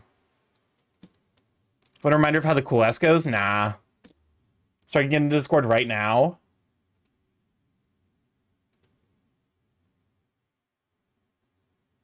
Okay. I'm in the Discord right now. Also, welcome on, Rick Dom. Glad to have you, Sweet Bean. Is it just two? Is it just two? The two of these? How on earth are you unable to do the cool S? I figured it out at one point, and then I forgot how to do it. It's kind of like this. It's you do three lines on the top and bottom. Okay? So 3 horizontal lines on top, 3 horizontal lines on bottom. Get rid of everything else.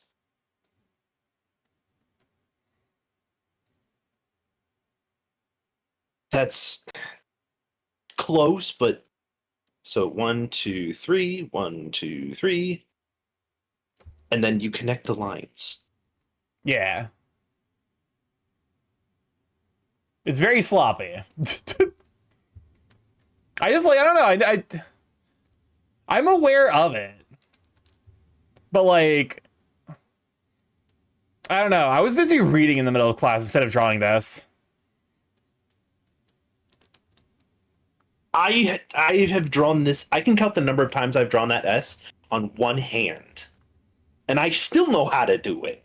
I definitely knew it was like sets of 3. I just couldn't remember if it was vertical or horizontal. Well, thank you for reminding me that it was horizontal. That's vertical. No, the lines go horizontal to each other. Because this is the starting point. They go parallel to each other. Yeah, parallel horizontal. Horizontal. That's vertical. There's two. Vertical is there's up, two down. sets of Horizontal them. is laying down. Yes, there's 2 of them that exist vertical to each other, but the 3 in a row are horizontal. Rats, where the rats? Pointing. Pointing.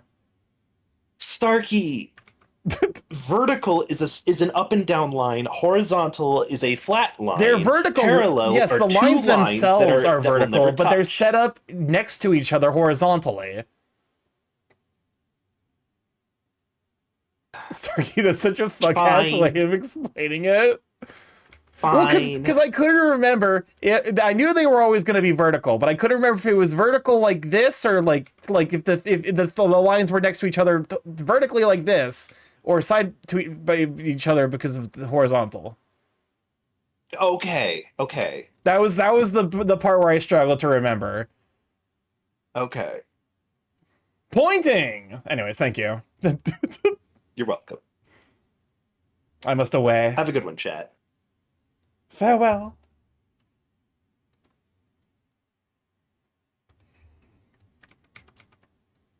Is this about how often I get distracted on the regular streams?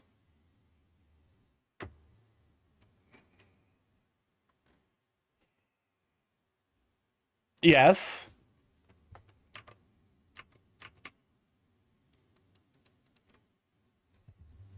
All right, I'm just gonna fuck around and find out.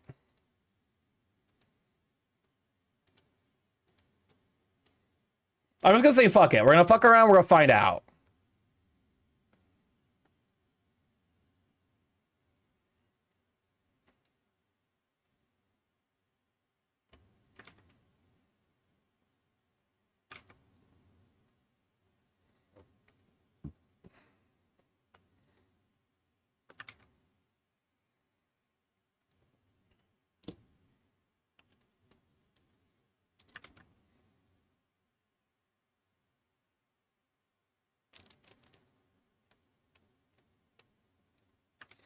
I also had a random encounter with a stranger who had so much whimsy it got me socially awkward.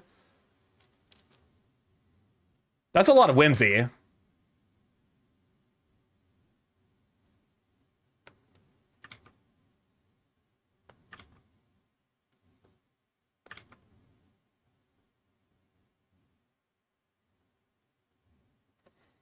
I'll wait till later to distract you with the vid because folk are already doing a good job. I am being very... yes, I am getting plenty distracted.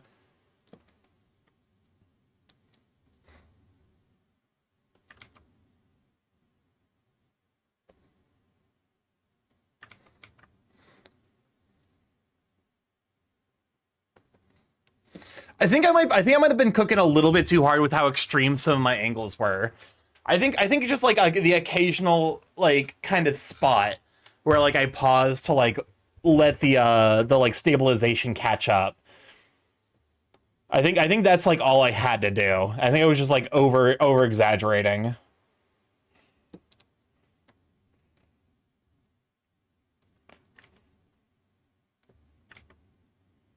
Yo, can one of my mods add Bad Apple as a better Twitch TV emote or a 7TV emote? There's gotta be Bad Apple as a 7TV emote, surely.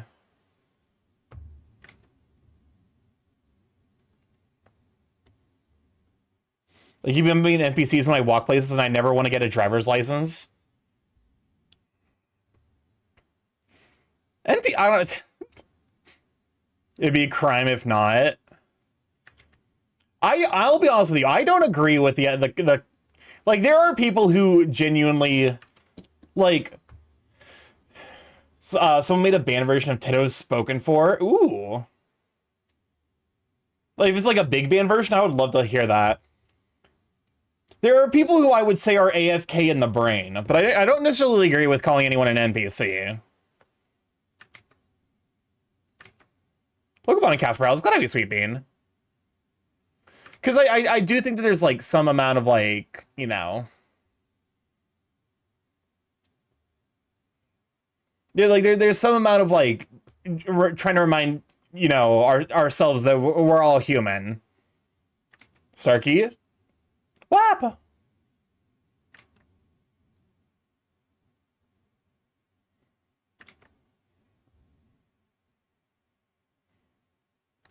Someone legit walked up and said, "You don't have to wait for the spotlight when it's clear. Follow me," and they gave me a tutorial segment. It isn't derogatory or anything. A video got into the queue. Hold up, I'll kill real quick.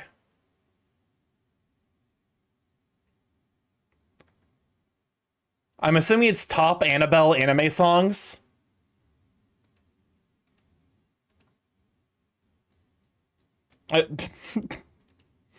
I mean, to be fair, but like I would say, okay, I guess to be fair, using that context, it is kind of endearing.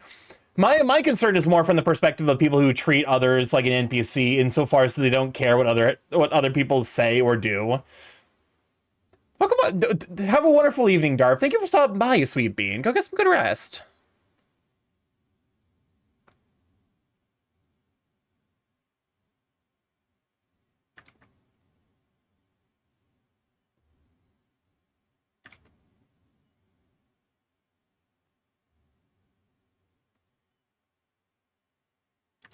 Because like I feel like that like it's one of those things where it's like I normally I wouldn't care, but like it has been kind of co-opted by dipshits who like genuinely do think that they're like the only person in the world who has a functioning brain cell, and so treat others, you know, very poorly. It is the kind of rhetoric where I'm like, I don't know. I personally find it disconcerting, shall we say.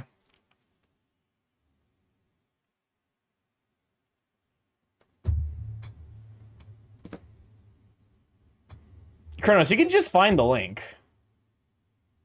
You mean the IRL trading quest? Like, I have one more side quest and tips? Honestly, though, yeah. Like, when you phrase it like that, absolutely. I kind of agree.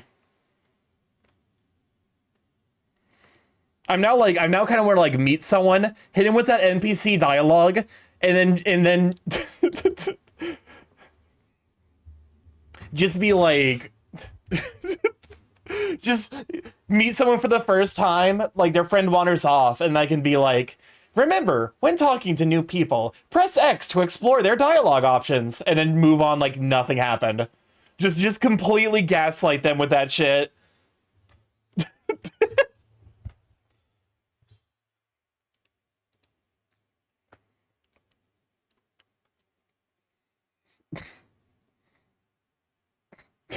Press back to see this. Press back to view people you've interacted with and their likes and dislikes. And then continue on like not a single thing has happened.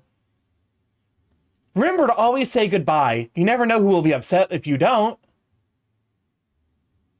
I'm not train autistic, but bus stops are the gateway to side quests.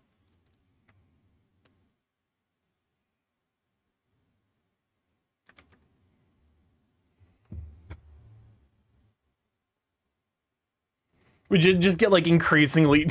Remember, buy this friend chocolates to increase your bond with them. Especially, it's extra hard if you hit them with like the like slightly bizarre intonation. Like you have the keywords that are that are highlighted in different text. It'd be like, remember, buy this friend chocolates to increase your bond with them. Actually, no, chocolates would be the keyword in there. Remember, buy this friend chocolates to increase your bond with them. Walk up to the same bus stop every week in Stardew Valley, gift them melons or some such. That would... I mean, I am not so overtly prideful that, like, I wouldn't immediately accept the melon. If someone shows up and they're immediately like, here, have a melon, I would be like, are you a fucking cop? What's in this melon? What are you trying to do to me? You need to build up a slight rapport first. But at some point, you're just like, hey, you know, I got this melon.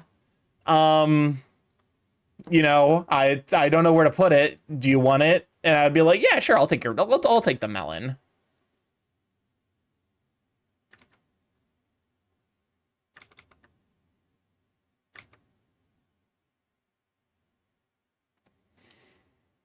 Become the fruit NPC of someone else's life. Is there water in this melon? I would take Starky's melon. The melon gifter after I eat it. Fool, I laced yo shit. Did someone say melon? Yes. Melon.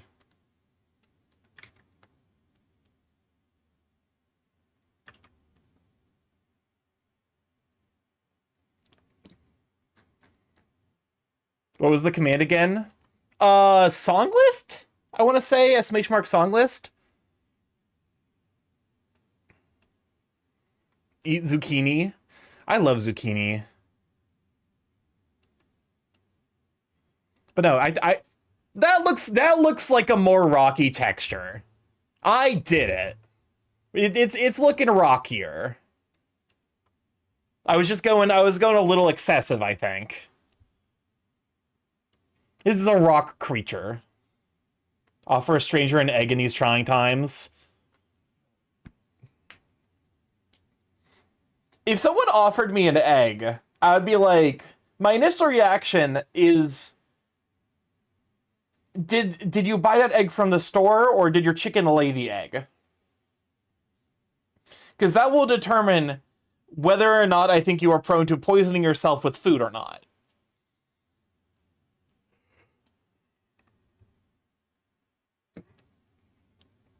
Hey, Starky, I have a question for you. If you could talk to someone from history, who would you talk to and why? Welcome on, David Winlow. Glad to have you, Sweet Bean. That's a good question. That's a very, very good question. I mean, Stephen Hawking? And just be like, hey, you're gonna... Hey, the end comes for all of us. Is there anything that you, like, you're surreptitious about? Or, like Stephen Hawking or Einstein to be like, is there anything you're, like, 60 to 70% sure of, but you didn't put it to paper yet? And then I'll You're telling me the pecs suck. You put that in my 7 TV emote slots, but you didn't put Bad Apple. Criminal. My mod's a criminal. Criminals, the lot of you.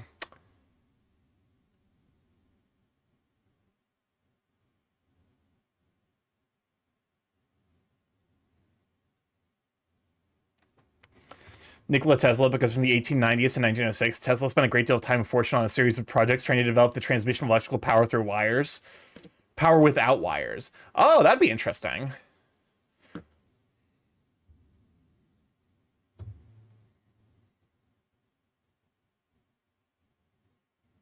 Tesla is like a very interesting guy.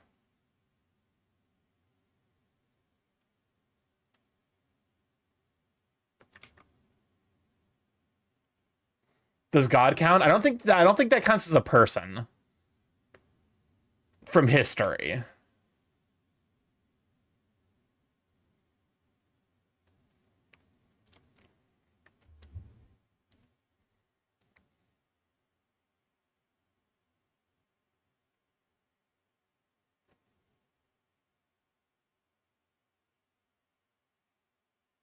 Don't you look at me like, don't you look at me with those eyes. They fall under the category of other. They are not plant, animal, vegetable, or mineral. If we're playing 20 questions. Bad apple bottom jeans. Thank you. Thank you for adding bad apple bottom jeans. And it's just the entirety of Bad Apple. I do love the emote that's just the entirety of Morbius, but sped up.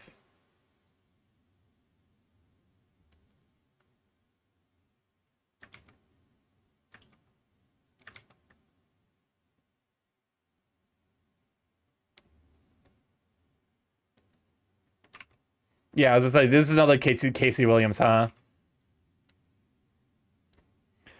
I drew something like that peck suck emo on one of James Drawpile streams.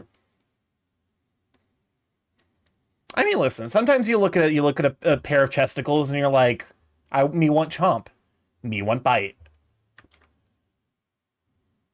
Whereas my season 9 or 10, the animation studio behind Ruby like fell into the ocean. It doesn't exist anymore. Rooster Teeth went out of business. Wait, did someone actually add Bad Apple and I just completely missed it?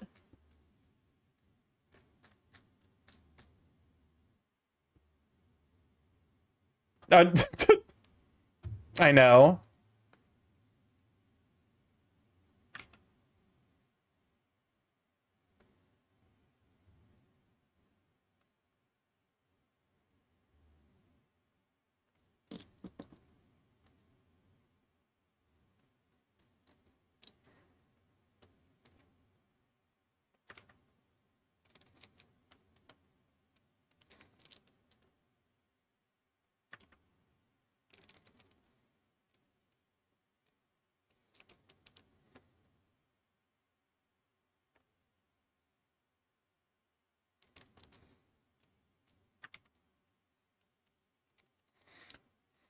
But constantly a second, so now we have double apple bottom jeans. And no wonder why Nikola Tesla was so smart. I mean, look at his father, Milutin Tesla, who was a Serbian Orthodox priest, writer, and intellectual, known for his incredible memory, eloquence, and proficiency in multiple languages. I mean, that's not necessarily a given. There is the concept of regression to the mean, I believe. The idea that, like, someone who is incredibly intelligent is more likely to have a kid that is less intelligent than them, and vice versa. Someone who is incredibly unintelligent is likely to have a kid that's more intelligent than them, because in general things tend to move towards the mean as opposed to towards the extremes. Who put the entire B movie? Channel deleted user is fascinating. Also, we're about to run our second set of ad breaks. For those who don't know, we run 3 minutes of ads every hour to turn off pearls. People don't have to deal with the ads as soon as they join the stream. Feel free to go grab a snack or grab some hydration. We will be here when you come back.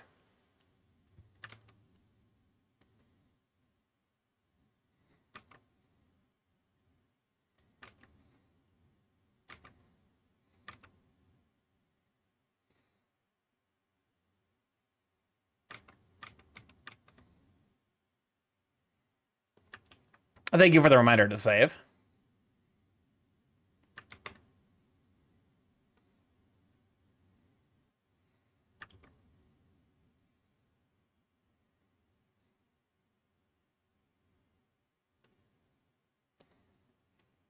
I think I'll hydrate and the stretch and the save.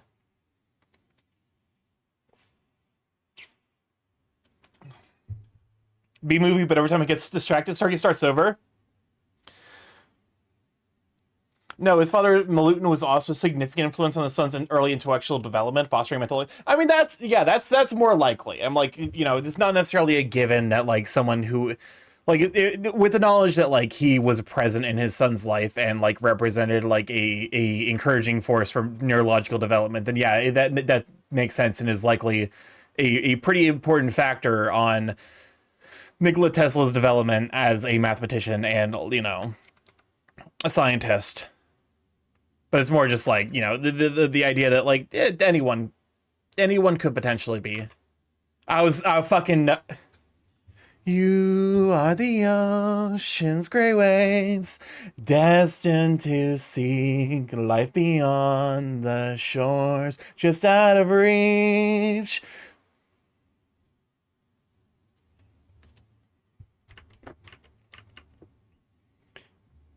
Right as the song started, okay, I'll play the backup. It's okay. The third generation of wealth is most likely to be the person who loses it all. The Ruby versus Maka death battle made me miss the show all the more. I'm not the biggest Dragon Ball fan, but I respect his work and his influence. Having ramen with Toriyama is on my list for meeting dead folks. That does sound like it would be interesting.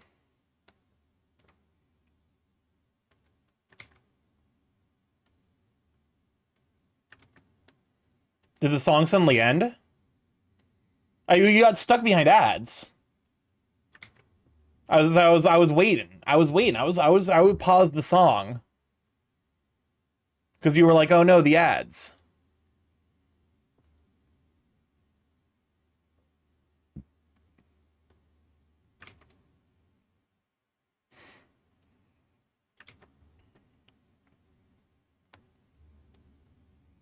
I guess mine would be Monty when he created Ruby. Well, unfortunately, I had 30 seconds of ads. Well, I'm glad.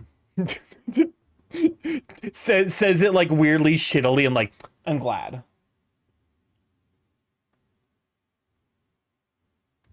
Using English, we're supposing that they're able to speak a common tongue.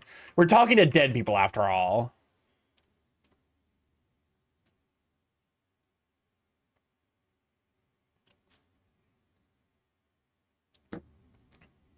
I don't actually... So there's one specific bar in this that I don't know. It's... You are the ocean's gray waves, destined to seek life beyond the...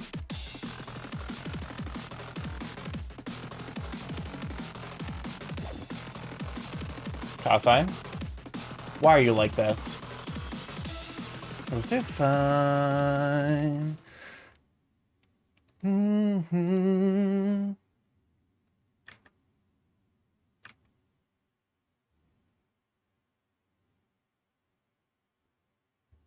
So what's the line you don't know? It's been a hot minute since I actually sung this song, so I don't know the lyrics off the top of my head. You.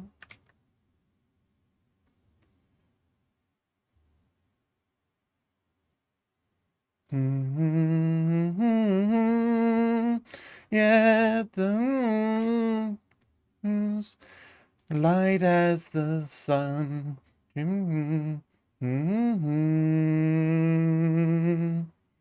know it plays the Birthright version of this song and then the Conquest version for like the official soundtrack release of this.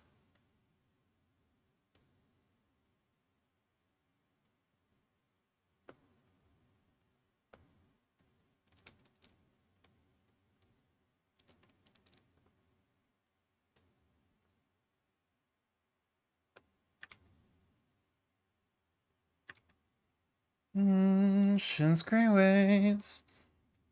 What about the Revelations version? I didn't play Revelations. I got really bored of the game during my Conquest run. So I just gave up and I never went back. I cry.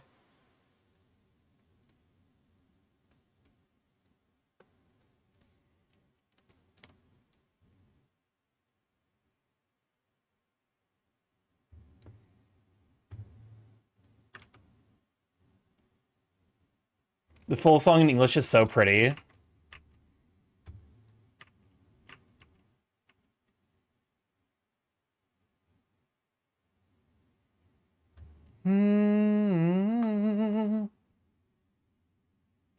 I know the second version is Black Pillar cracks beneath its weight. Might as well put Shigure's version as well.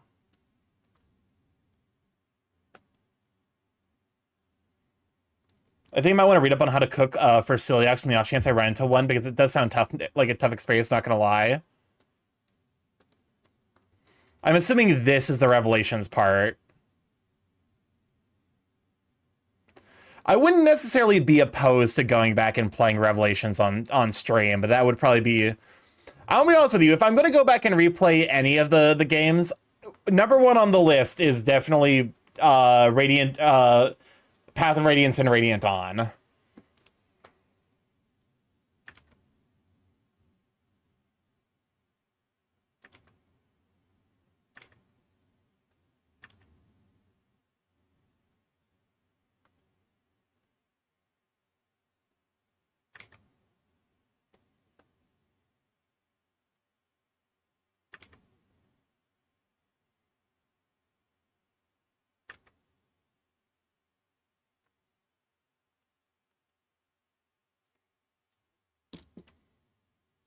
Yeah, I'll wait. Because, like, I loved, like, Radiant Dawn was my first Fire Emblem game, and I loved it very dearly. My understanding is it's, like, one of the harder Fire Emblem games, too.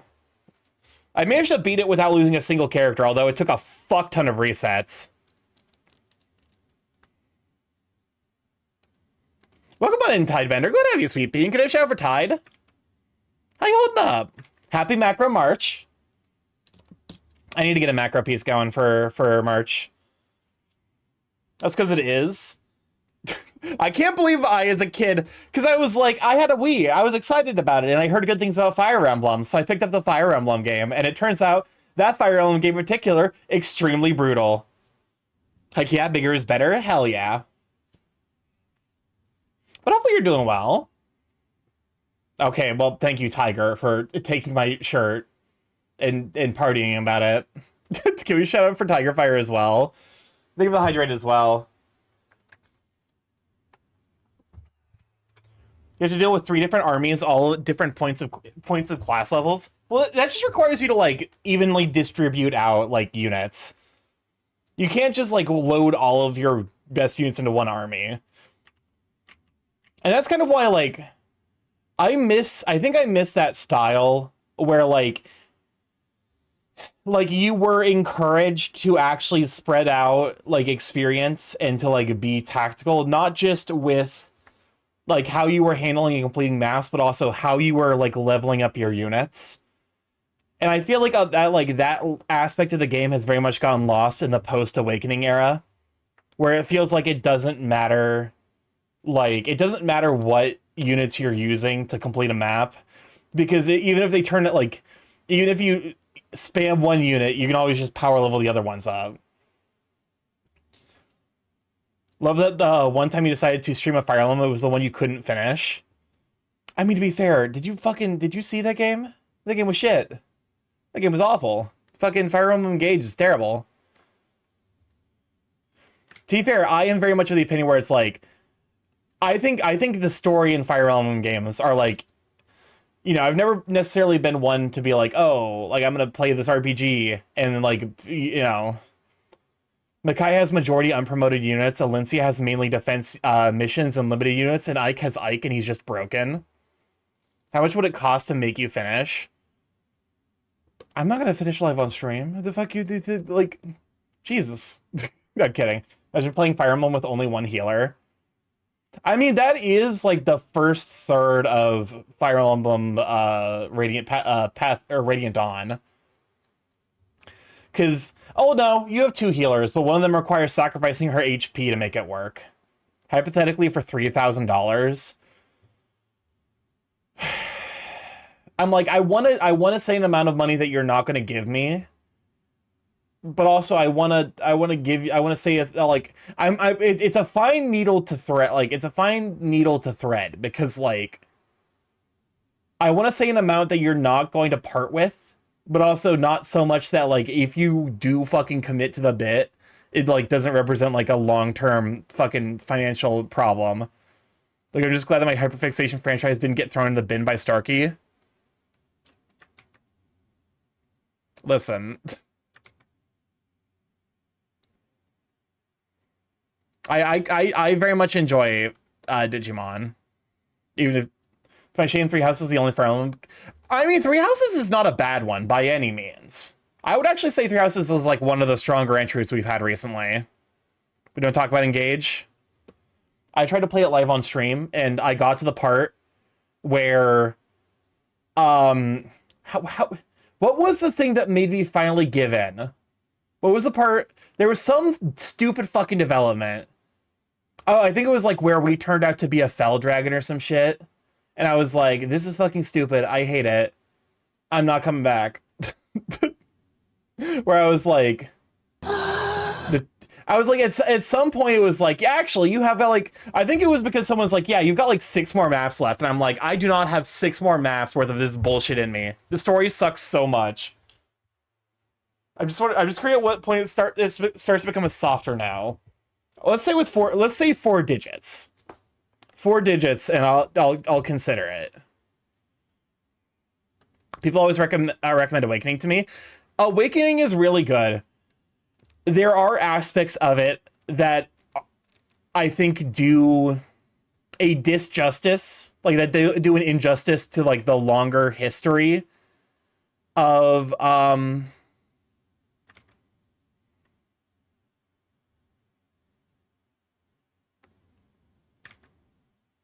like it does an injustice to certain design things, like design elements that are in previous games.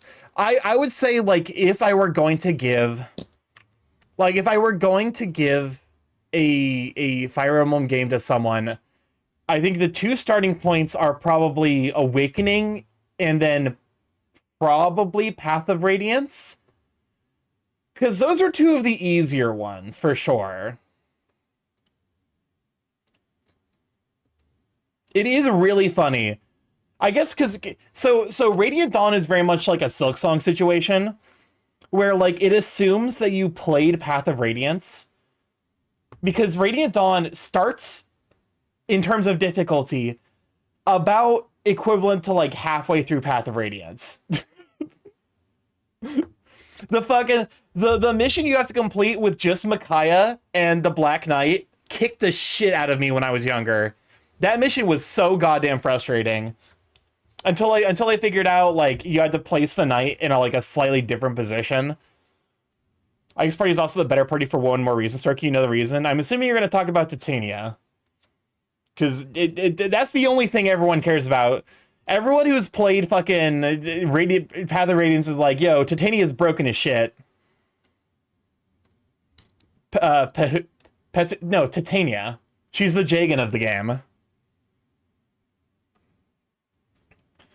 Hey, what is the Foss sound in this background source room? I have no idea. No, she's not the reason. Are you gonna talk? Are you gonna talk about the Lagoos? Welcome on, Andy. Glad to have you, sweetie. Mom, the bird. Mom, the bird is naked again.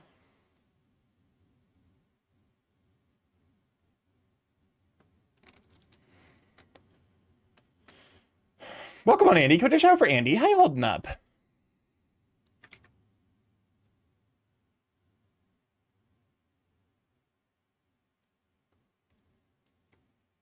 Leaving work now?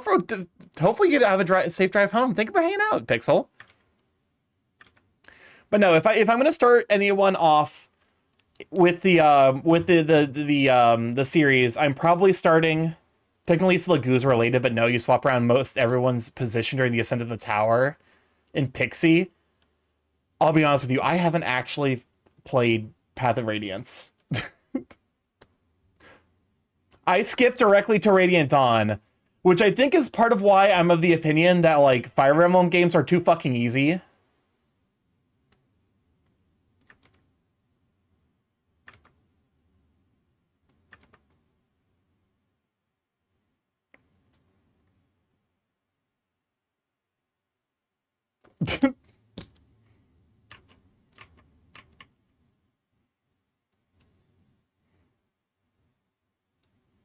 No, the reason is Radiant Dawn related.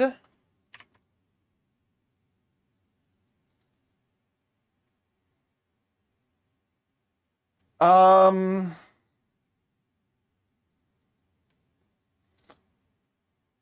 got nothing. All I know is Mordecai is hot.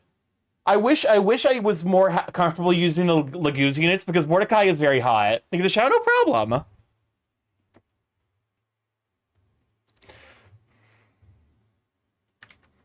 The downtime of those units fucking sucks to use though.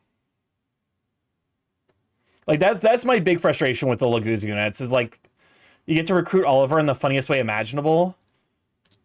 Oh god, no, not Oliver. Oh, slowed. To hear me out. Listen, I heard you out, and I disagree. For context, Oliver is the fat fuck. He's the fat fuck archbishop of one of the regions in the Radiant series. And he is also like he's every bit the classical corrupt noble. And his defining character trait is that he sells beast people into slavery. That is like one of his defining character traits.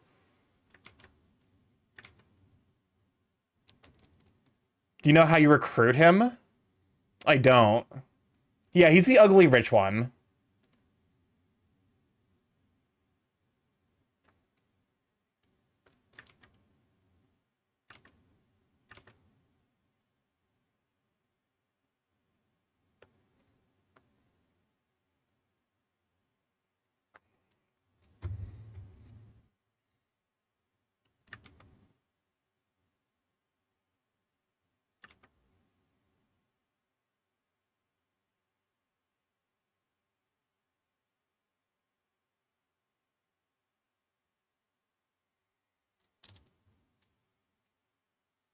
As you're ascending the tower and you're on the map with him, with Ike's party. I will say, if I did play... Remember Kellum? Yes, I do remember Kellum. There was a time where I genuinely forgot who Kellum was, and one of my friends was like, "You're doing the bit," and I'm like, "What bit?" Because I didn't fucking use Kellum because I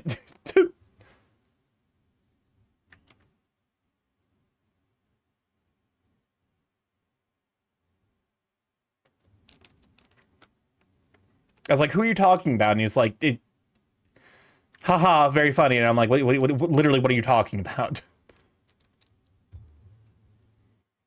He's the armor knight. I do not like using armor knights. That's why I also never used Meg. Apparently she is quite powerful if you level her up, but like getting her right before multiple sand missions, like sandstorm missions in a row, definitely makes her extremely unappealing to use. To place Raphael in his own range, and he will walk up to Raphael, say how pretty he is, and he will defect your side simply because he wants to protect the herons. Which is fucking wild, because again, beast folk slavery. Welcome on, Ruffles. Good idea, Sweet Bean.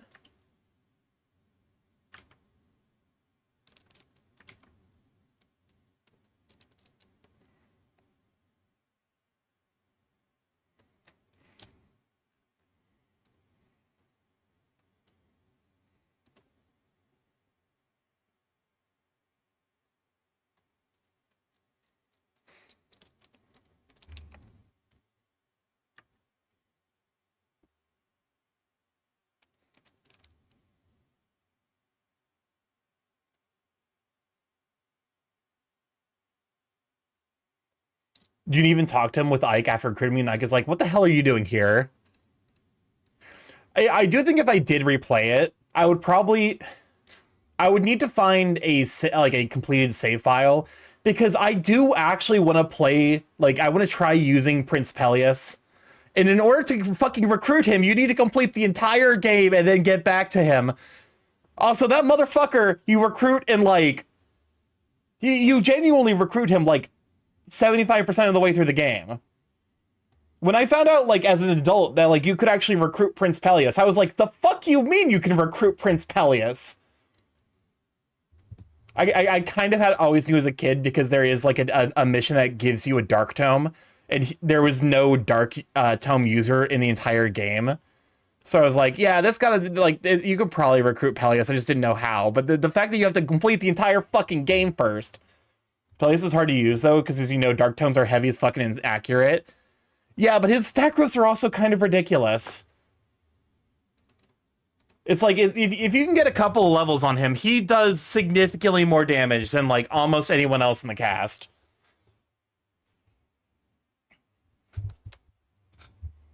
Oh, speaking of Meg, her growth rates are weird. Hold up, what are Meg's growth? Because I never used her. What are her growth rates? Literally, her and Fiona always sat in the corner because I never bothered using any of them, either of them. 60 HP, 35 strength, 15 magic, 40% skill, 65% speed, 75% luck. Oh god, that's not good. Yeah, no, I'm suddenly very glad that I didn't bother using her. Can you guess who I wound up marrying to my player character in Awakening? Based on what I know about you, probably fucking Tharja. She's unusually fast and lucky for an armor knight. Yeah, oh, actually, hold up. What? Yeah, what the fuck is her speed and luck doing? 65 and 75% are wild. But, like, that 35 strength and 15 magic fucking suck. Like, bad. What the fuck?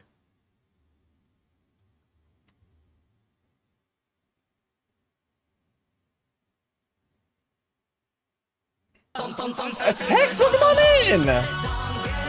Welcome on in, though! For those who don't know, I'm StarkyMorph, big Chaos Craig Internet, for a stream library Monday, Tuesday, Thursday, Friday from 7 to 10 PST. Mostly I play indie games, however, for the last 2 years, we've learned how to do some art. I'm currently drawing a little rock golem creature plushie, but how was Claire Obscure Expedition 33?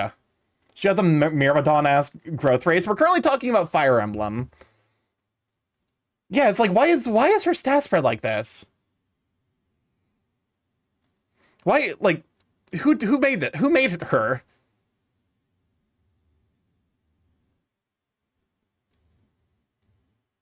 But no, like, I'm very glad I didn't bother using Meg, because those growth rates seem incredibly annoying. For the crit, Starky, I'm gonna be honest with you, as someone who experienced what it's like to play with endgame Soth because you're forced to deploy him, I don't give 2 fucks about crits. If you do no damage, 3 times 0 is still 0. It really is funny. Soth at the end game basically becomes an evasion tank Like he becomes an evasion tank and just kill feeder. Like he because he puts everyone at 1 HP and is almost impossible to hit. So he funnily enough, Soth is a Jagan throughout the entire game. Because even in the end game, he still exists exclusively to level up your other characters. Hope everyone's doing well. Doing all right. Hopefully you're doing well as well.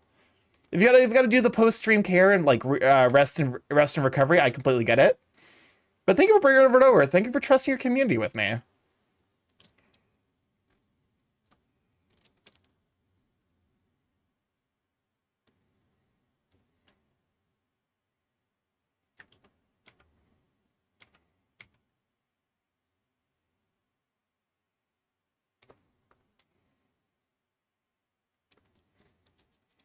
The first map you're able to use Meg on is that Lagoosfield map? Yes.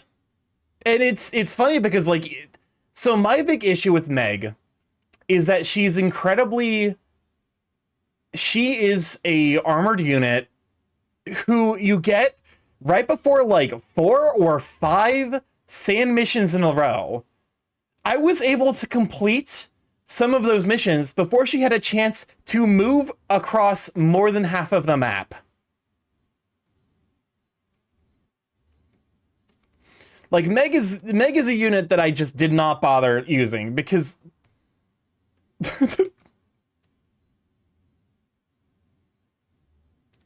she starts out with a Birhythm starts off at worst. I had a stroke. I you know, I had guessed as much.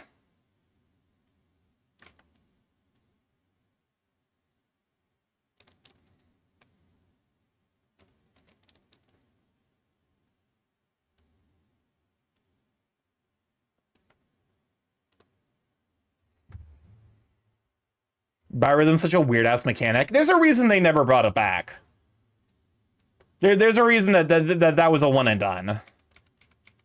Because it doesn't really lead to compelling gameplay. It just kind of like I beat the game without ever really bothering to check a biorhythm. Because like the weapon it was such a small boost in comparison to weapon triangle and like super effective hits that like there was no reason for me to even care. Starky, did you ever take the time to raise your Herons to level 40? No. The Herons, because why would I bother giving the Herons all of the extra XP I got from the map? I would rather give that to a unit who has growths that actually kind of matter, as opposed to the unit who you can just stick boots on and then they can do their job just as well. Are they actual birds? They're bird people. They are the game's equivalent of the dancers. Basically, because I'm like people haven't played Fire Emblem. In many games, there's a unit called the Dancer who basically exists to give your best, like, they can dance for another unit, and basically that unit can act twice in a turn. And as such, dancers are some of the best units in the entire game. The birds in that game, the herons in that game are the equivalent. Sorry, but who's the person? That was Ambrose. Because they end up basically being a duplicate of whatever your best unit is.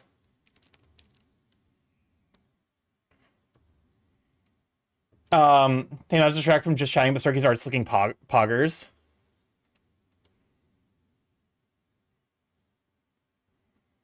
Because he learned different Galdrar at level up. I actually didn't know that. I'm actually unsure if I even deployed any of them in the final few chapters. The problem is, like, and to some degree it is my fault for I think I deployed like one. Because the problem is a lot of them end up like with one it's a lot easier to manage, but they do have like they all have extremely bad HP and defensive growths. Rock creature, yeah. They all have extremely bad like HP and defensive growths, which means that they just end up kind of squishy in a way that like makes them very, very vulnerable.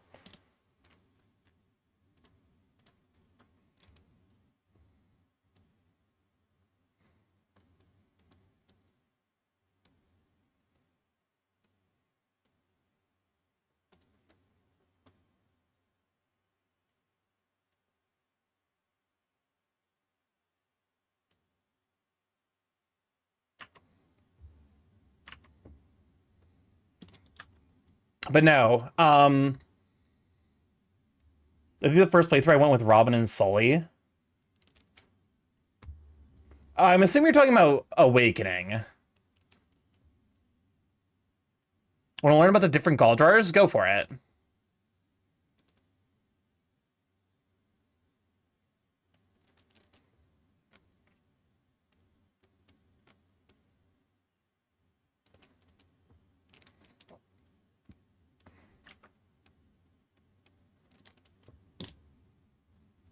But no, like, I think I only ended up using one because the ability to, like, reuse some of my best units was extremely handy.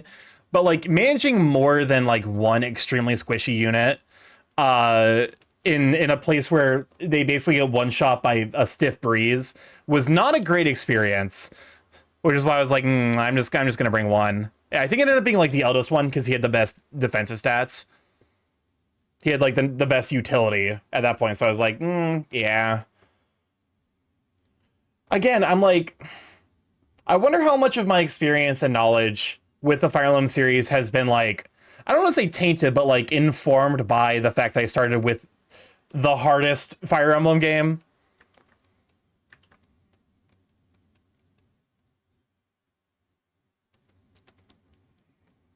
I guess to be fair, it's not quite the hardest. I hear very, very rough things about Thracia. Like, I heard that Thracia is kind of brutal. Like, to the point where they include units you can only recruit if you have had a certain number of units die. The first one is called Bliss, and it raises your ally's biorhythm to its highest, so yay, more hit and avoid.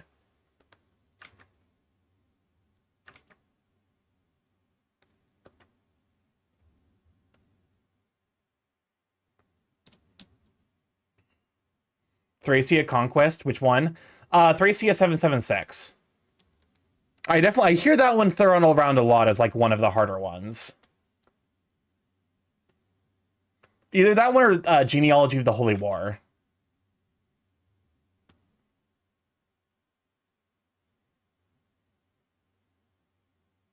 Which more? More what? That's because Thracia is.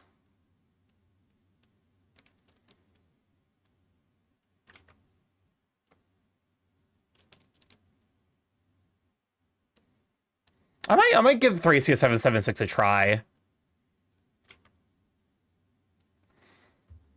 Games are considered hard.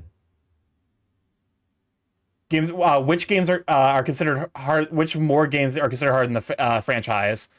Thracia Conquest, Radiant Dawn is absolutely on that list. It actually got a Radiant Dawn was so hard it got functionally review bombed. Like, reviewers hated the game because of how fucking hard it was. So, like, that one's definitely on the list. Genealogy of the Holy War, I believe, is also frequently discussed as being one of the harder ones.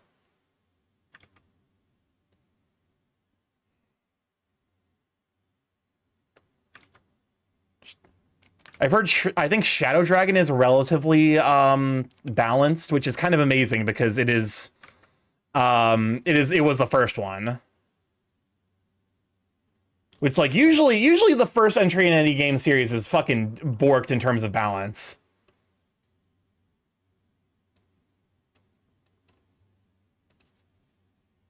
It does have a DS remake. Genealogy isn't hard, it's just long because of how fucking big the maps are. That makes sense, actually.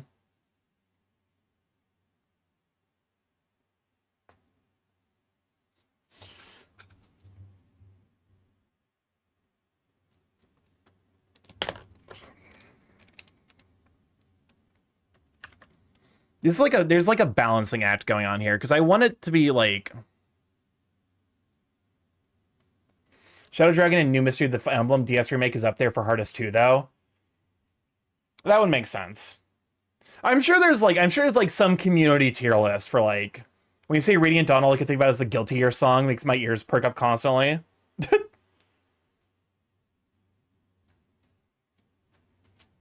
I'm sure there's like some ordered list, but because the Fire Emblem community is genuinely kind of feral.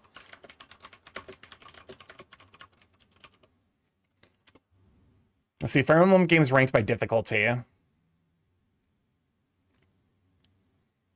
Yeah, Awakening is the easiest. Birthright's easier as well. Path of Radiance, yeah, okay, so Path of Radiance being the 4th easiest actually does make sense. Thracia 776 is the hardest, Conquest is the 2nd, Radiant Dawn. Okay, so Radiant Dawn is held to be the 3rd.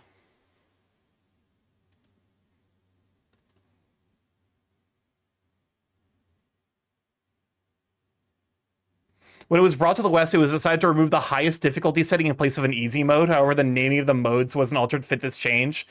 And the normal mode for the Western version is actually the same as the Japanese hard mode? Wait, hold up, what the fuck? No, Conquest is significantly harder than Awakening. Conquest is the 2nd hardest game in the series, which actually lines up with my experience with that, I'm not gonna lie.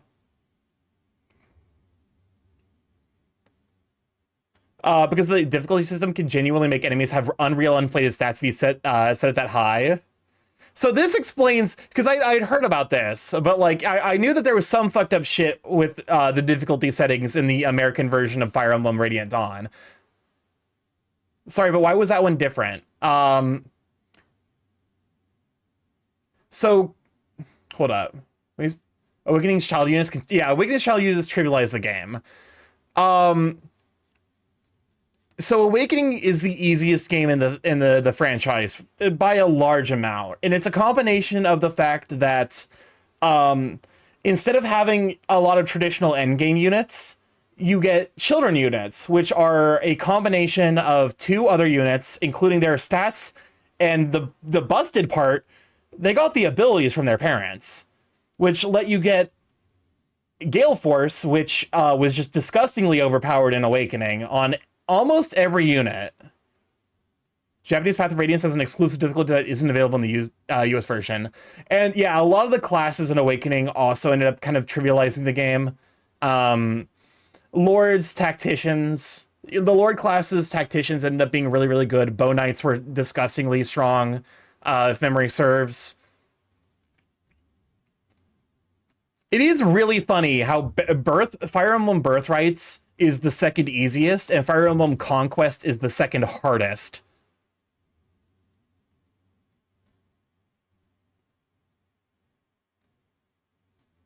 Alright.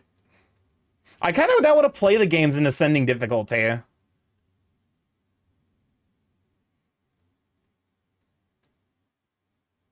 Birthright is easy because you can infinitely grind. Yeah, that's awesome. So that's the thing. Basically, in Birthrights and Fire Emblem Awakening, there was a mechanic that was added to those games where you could return to previous levels with monsters having spawned. And those monsters gave you both gold and experience. So if you were having too much difficulty with the next level, all you had to do was go back and grind a little bit. Like, genuinely, you keep getting gold from enemies and you pay money to get more enemies. Yeah, it was just a way to get infinite experience. You could...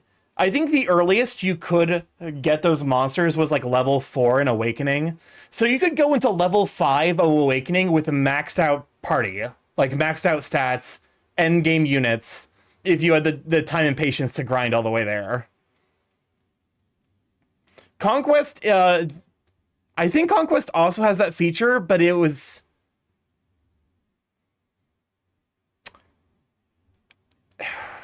I trying to remember. Awakening, you gotta buy the items to spawn the enemies, and Birthright, you just chose the stage.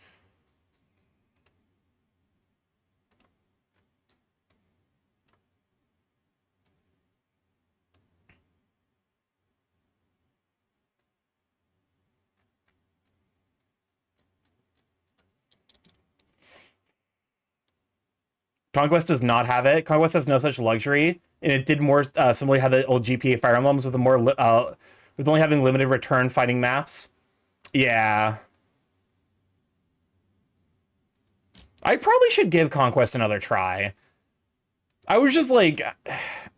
I wasn't super in love with the map design in that game, so I was like, I don't know. I took a break and I just never kind of got back to it. Please don't play Lunatic. Don't worry. I had no plans of doing that. I saw the bullshit people were getting up to with the Lunatic Plus and fucking watching people reload the maps in Lunatic Plus of Awakening was definitely an experience where I'm like, I'm not touching the harder difficulties in some of these games. Revelations has a nerfed version of Birthright does, I think. Lunatic Plus is its own ouchie. So the thing I learned about Lunatic Plus is that basically instead of like bothering to balance the game but make it incredibly difficult, they just said fuck it and gave endgame abilities to units randomly. And one of those endgame abilities was counter, where a percentage of the damage that you take or that you deal would just be reflected to you. And if too many enemies on the map had counter, you could not get through the map without losing a unit because you would kill yourselves on the enemies.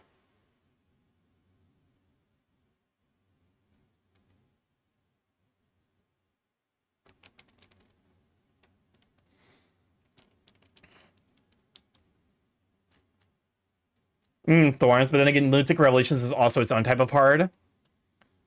I think the point where like you start relying on a randomness to be able to like you just throw your hands up. I feel like at that point like you can't even really call it difficulty. At that point it just becomes a patience tester.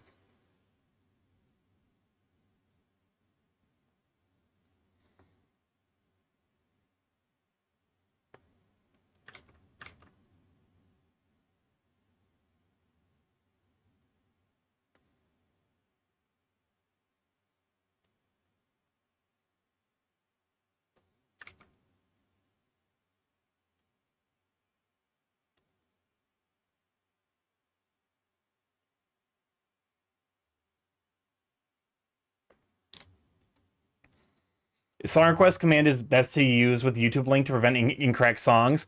It's definitely advised, shall we say. Thank you for the hydrate, Corbin.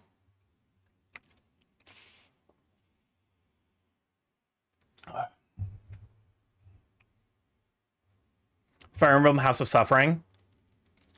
I haven't heard too much bad about Fire Emblem Three Houses in terms of difficulty.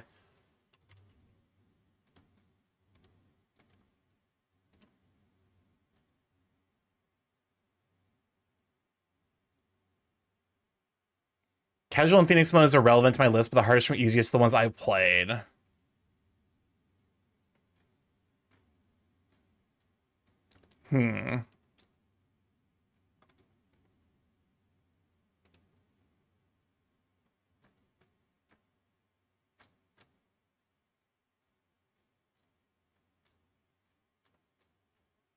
Also, yeah, notably that list didn't have,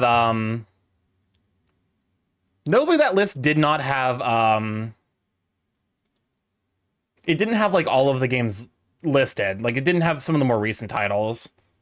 You think Three Houses was stronger story-wise for not having a true path? Oh, God. Do you remember Starky Takami's last two maps? The main pains of Conquest come from Takami's... The one where he's on the big wall in final stage. Like I said, I never got all the way through Conquest, because I kind of just got bored of it. I will say, to some degree, Three Houses is the infinite discourse generator of the Fire Emblem community.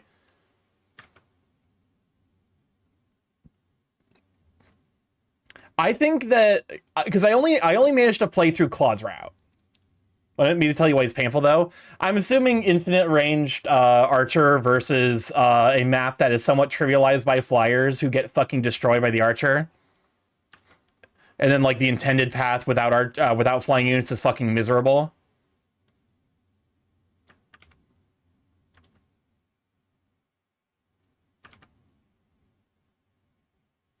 But no, based on the... No, that's Sakura's last fight. Based on the mobile game, does he have thorns? So the canonicity is some amount of hi again. Welcome on, Pixel Man. Glad to have you. Canonicity is somewhat weird. I believe in general, like Claude's main class is usually considered to be Waver Knight, which doesn't get counter, so no.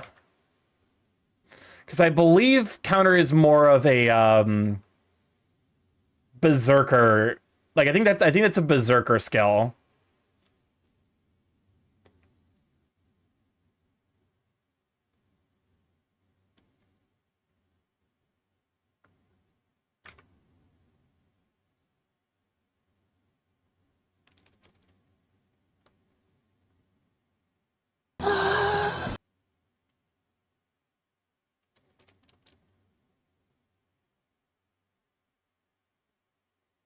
Is this Poisson Steve?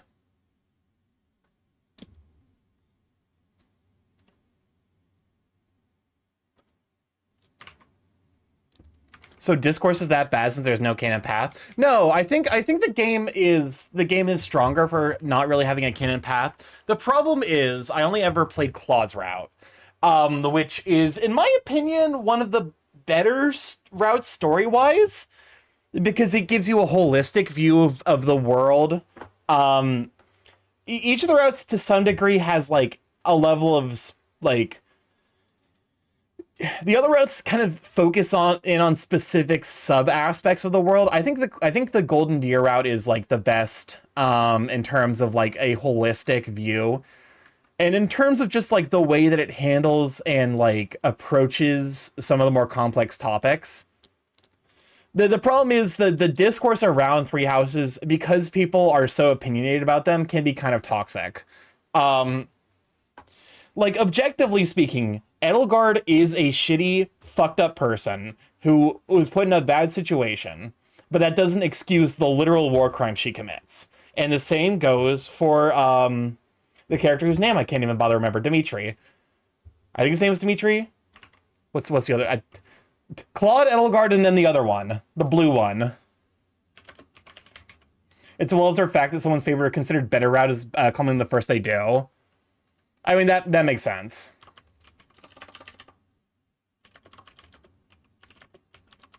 Plot all the way, then. Because there is an amount of, like, a primacy thing. Oh, it is Dimitri. Welcome on, Glady. We're glad to have you, Sweet Bean. You're looking forward to Marm's time tomorrow, Starky? It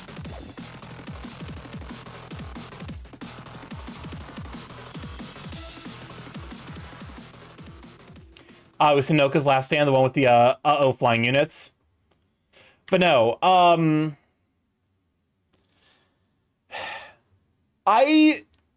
Claude is the one lord that the game who doesn't commit war crimes. Yeah, Claude is the only one who doesn't commit war crimes. Dimitri's story, Dimitri and Edelgard's are both they're both stories about basically revenge on a system that brutalized them. And then Rhea, if you choose to side with the church, is a lot of apologia in a way that feels kind of distasteful. I don't know. It's a lot of things where it's like Rhea was, you know, was doing a lot of shit to fuck over humanity with good intent, but ultimately it ended up basically like enabling the return of a, you know, demonic ultimate evil. In Noka's map, she activates Dragon Maze that greatly increases the movement range of flying units and slows down every other unit. Fortunately, you can reverse this effect. I'm just ignoring this because I haven't gotten there yet. But no, it...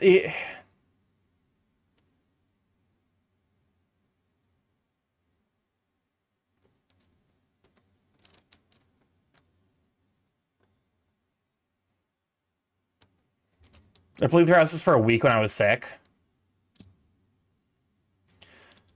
But no, I'm very much of the opinion where, like... Claude is definitely the least problematic of the main lords, shall we say.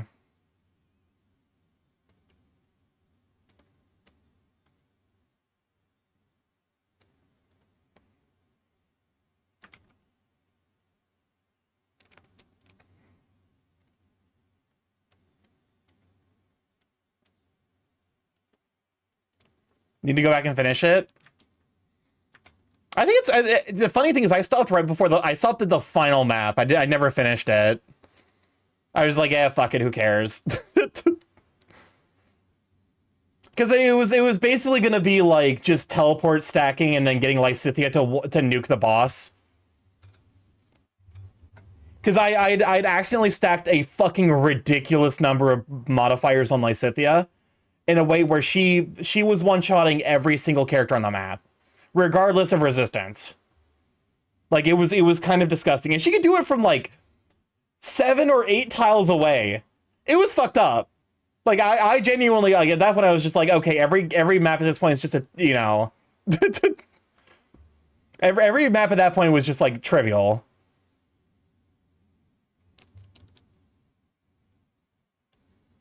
Claude was sold as the schemer, and he don't do shit, not a single cruelty, not a pepper on that meal. Cause hey, the kind of person who plays practical jokes doesn't want the jokes to turn into a fucking like actual like problems, so he ends up being kind of nice about shit. Can we end stream with a little surprise? I'm like a little apprehensive.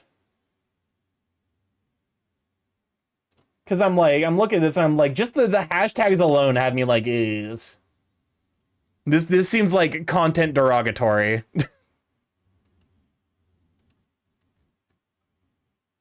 You're not this little group of people, they all have linked AI where they will all attack at the same time if you end your turn in their range or attack one of them. Otherwise, they just stand there menacingly rallying each other. Oh, that sounds fucking miserable.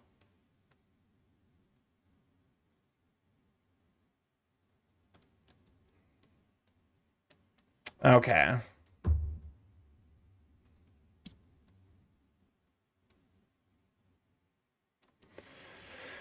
I think I need my eyes refreshed. I need to come back to this one.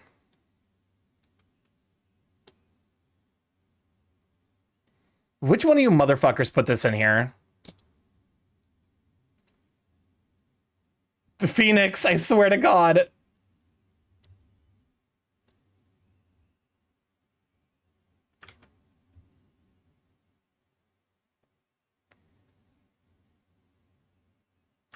You said melon?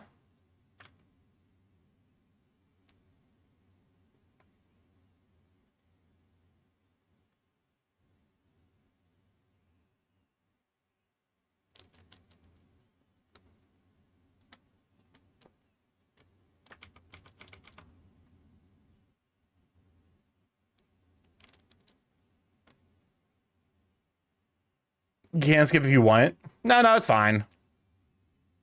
I expect if you're apprehensive then. It's exclusively, I will like, part of it's just like the fact that like one of the hashtags is trending. Which is the kind of like, that's the kind of play I look at and I'm like, algorithm, you know, algorithm bullshit.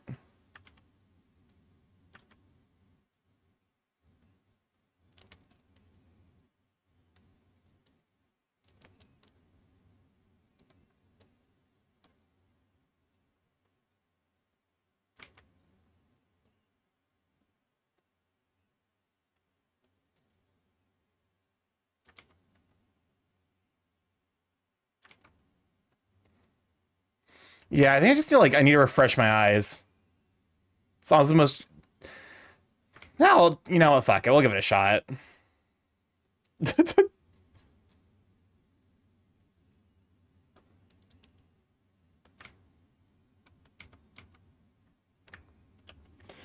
And then with Obro's group, all the Spear Masters have lunge, and they all lunge so use so very, very deep in the enemy lines that they will die.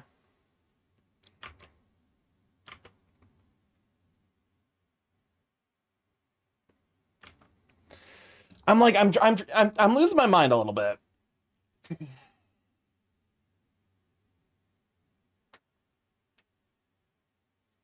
Because I'm looking at this and I'm like, it doesn't look appealing.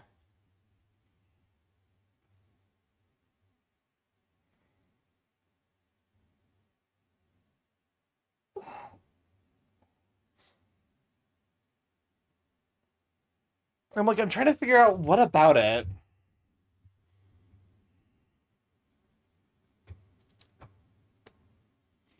I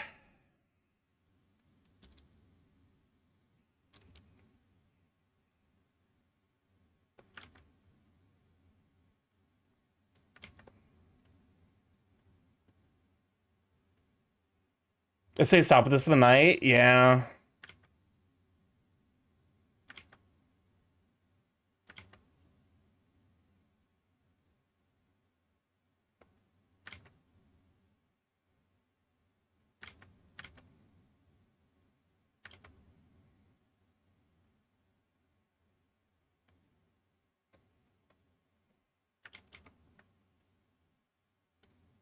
Probably because it's still a sketch. Yeah. Have you read of Rally Man before, Starky? I have not. I know about the rally mechanic. I won't lie. I've grown a touch disinterested in regards to to that top. So I've not been engaging with it all. All right, fuck it. Let's end the night off on the thing.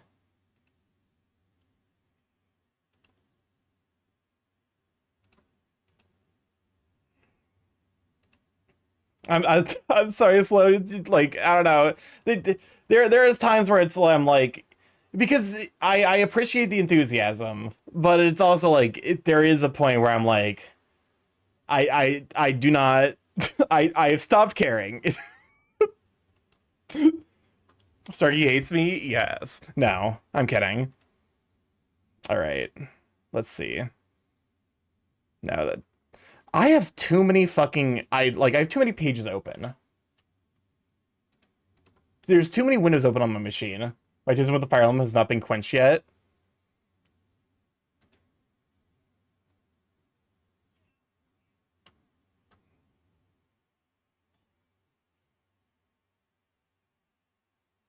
But understandable.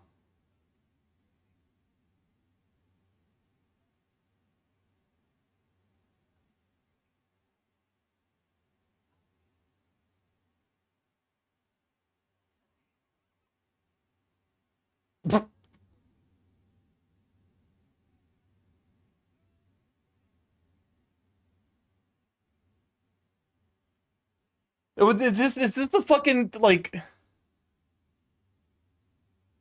what escaped?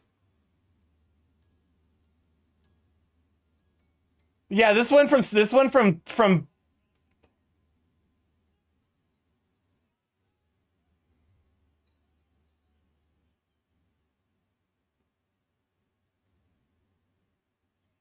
Hey.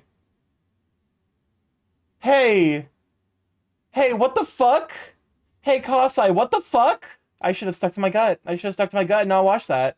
I should have been like, nah, this ain't the vibe. Oh, hold up. Can we refund Lewis? Because unfortunately, I will not be sticking around for another 10 minutes. I think I'm kind of a little bit short tonight.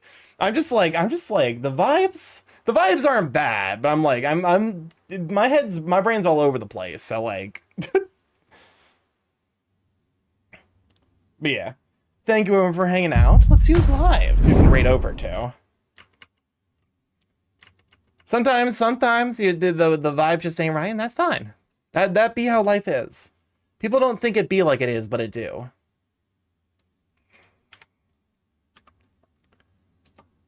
Let's see. I'm not in mod mode. Anyone in mod mode? I can refund it real quick.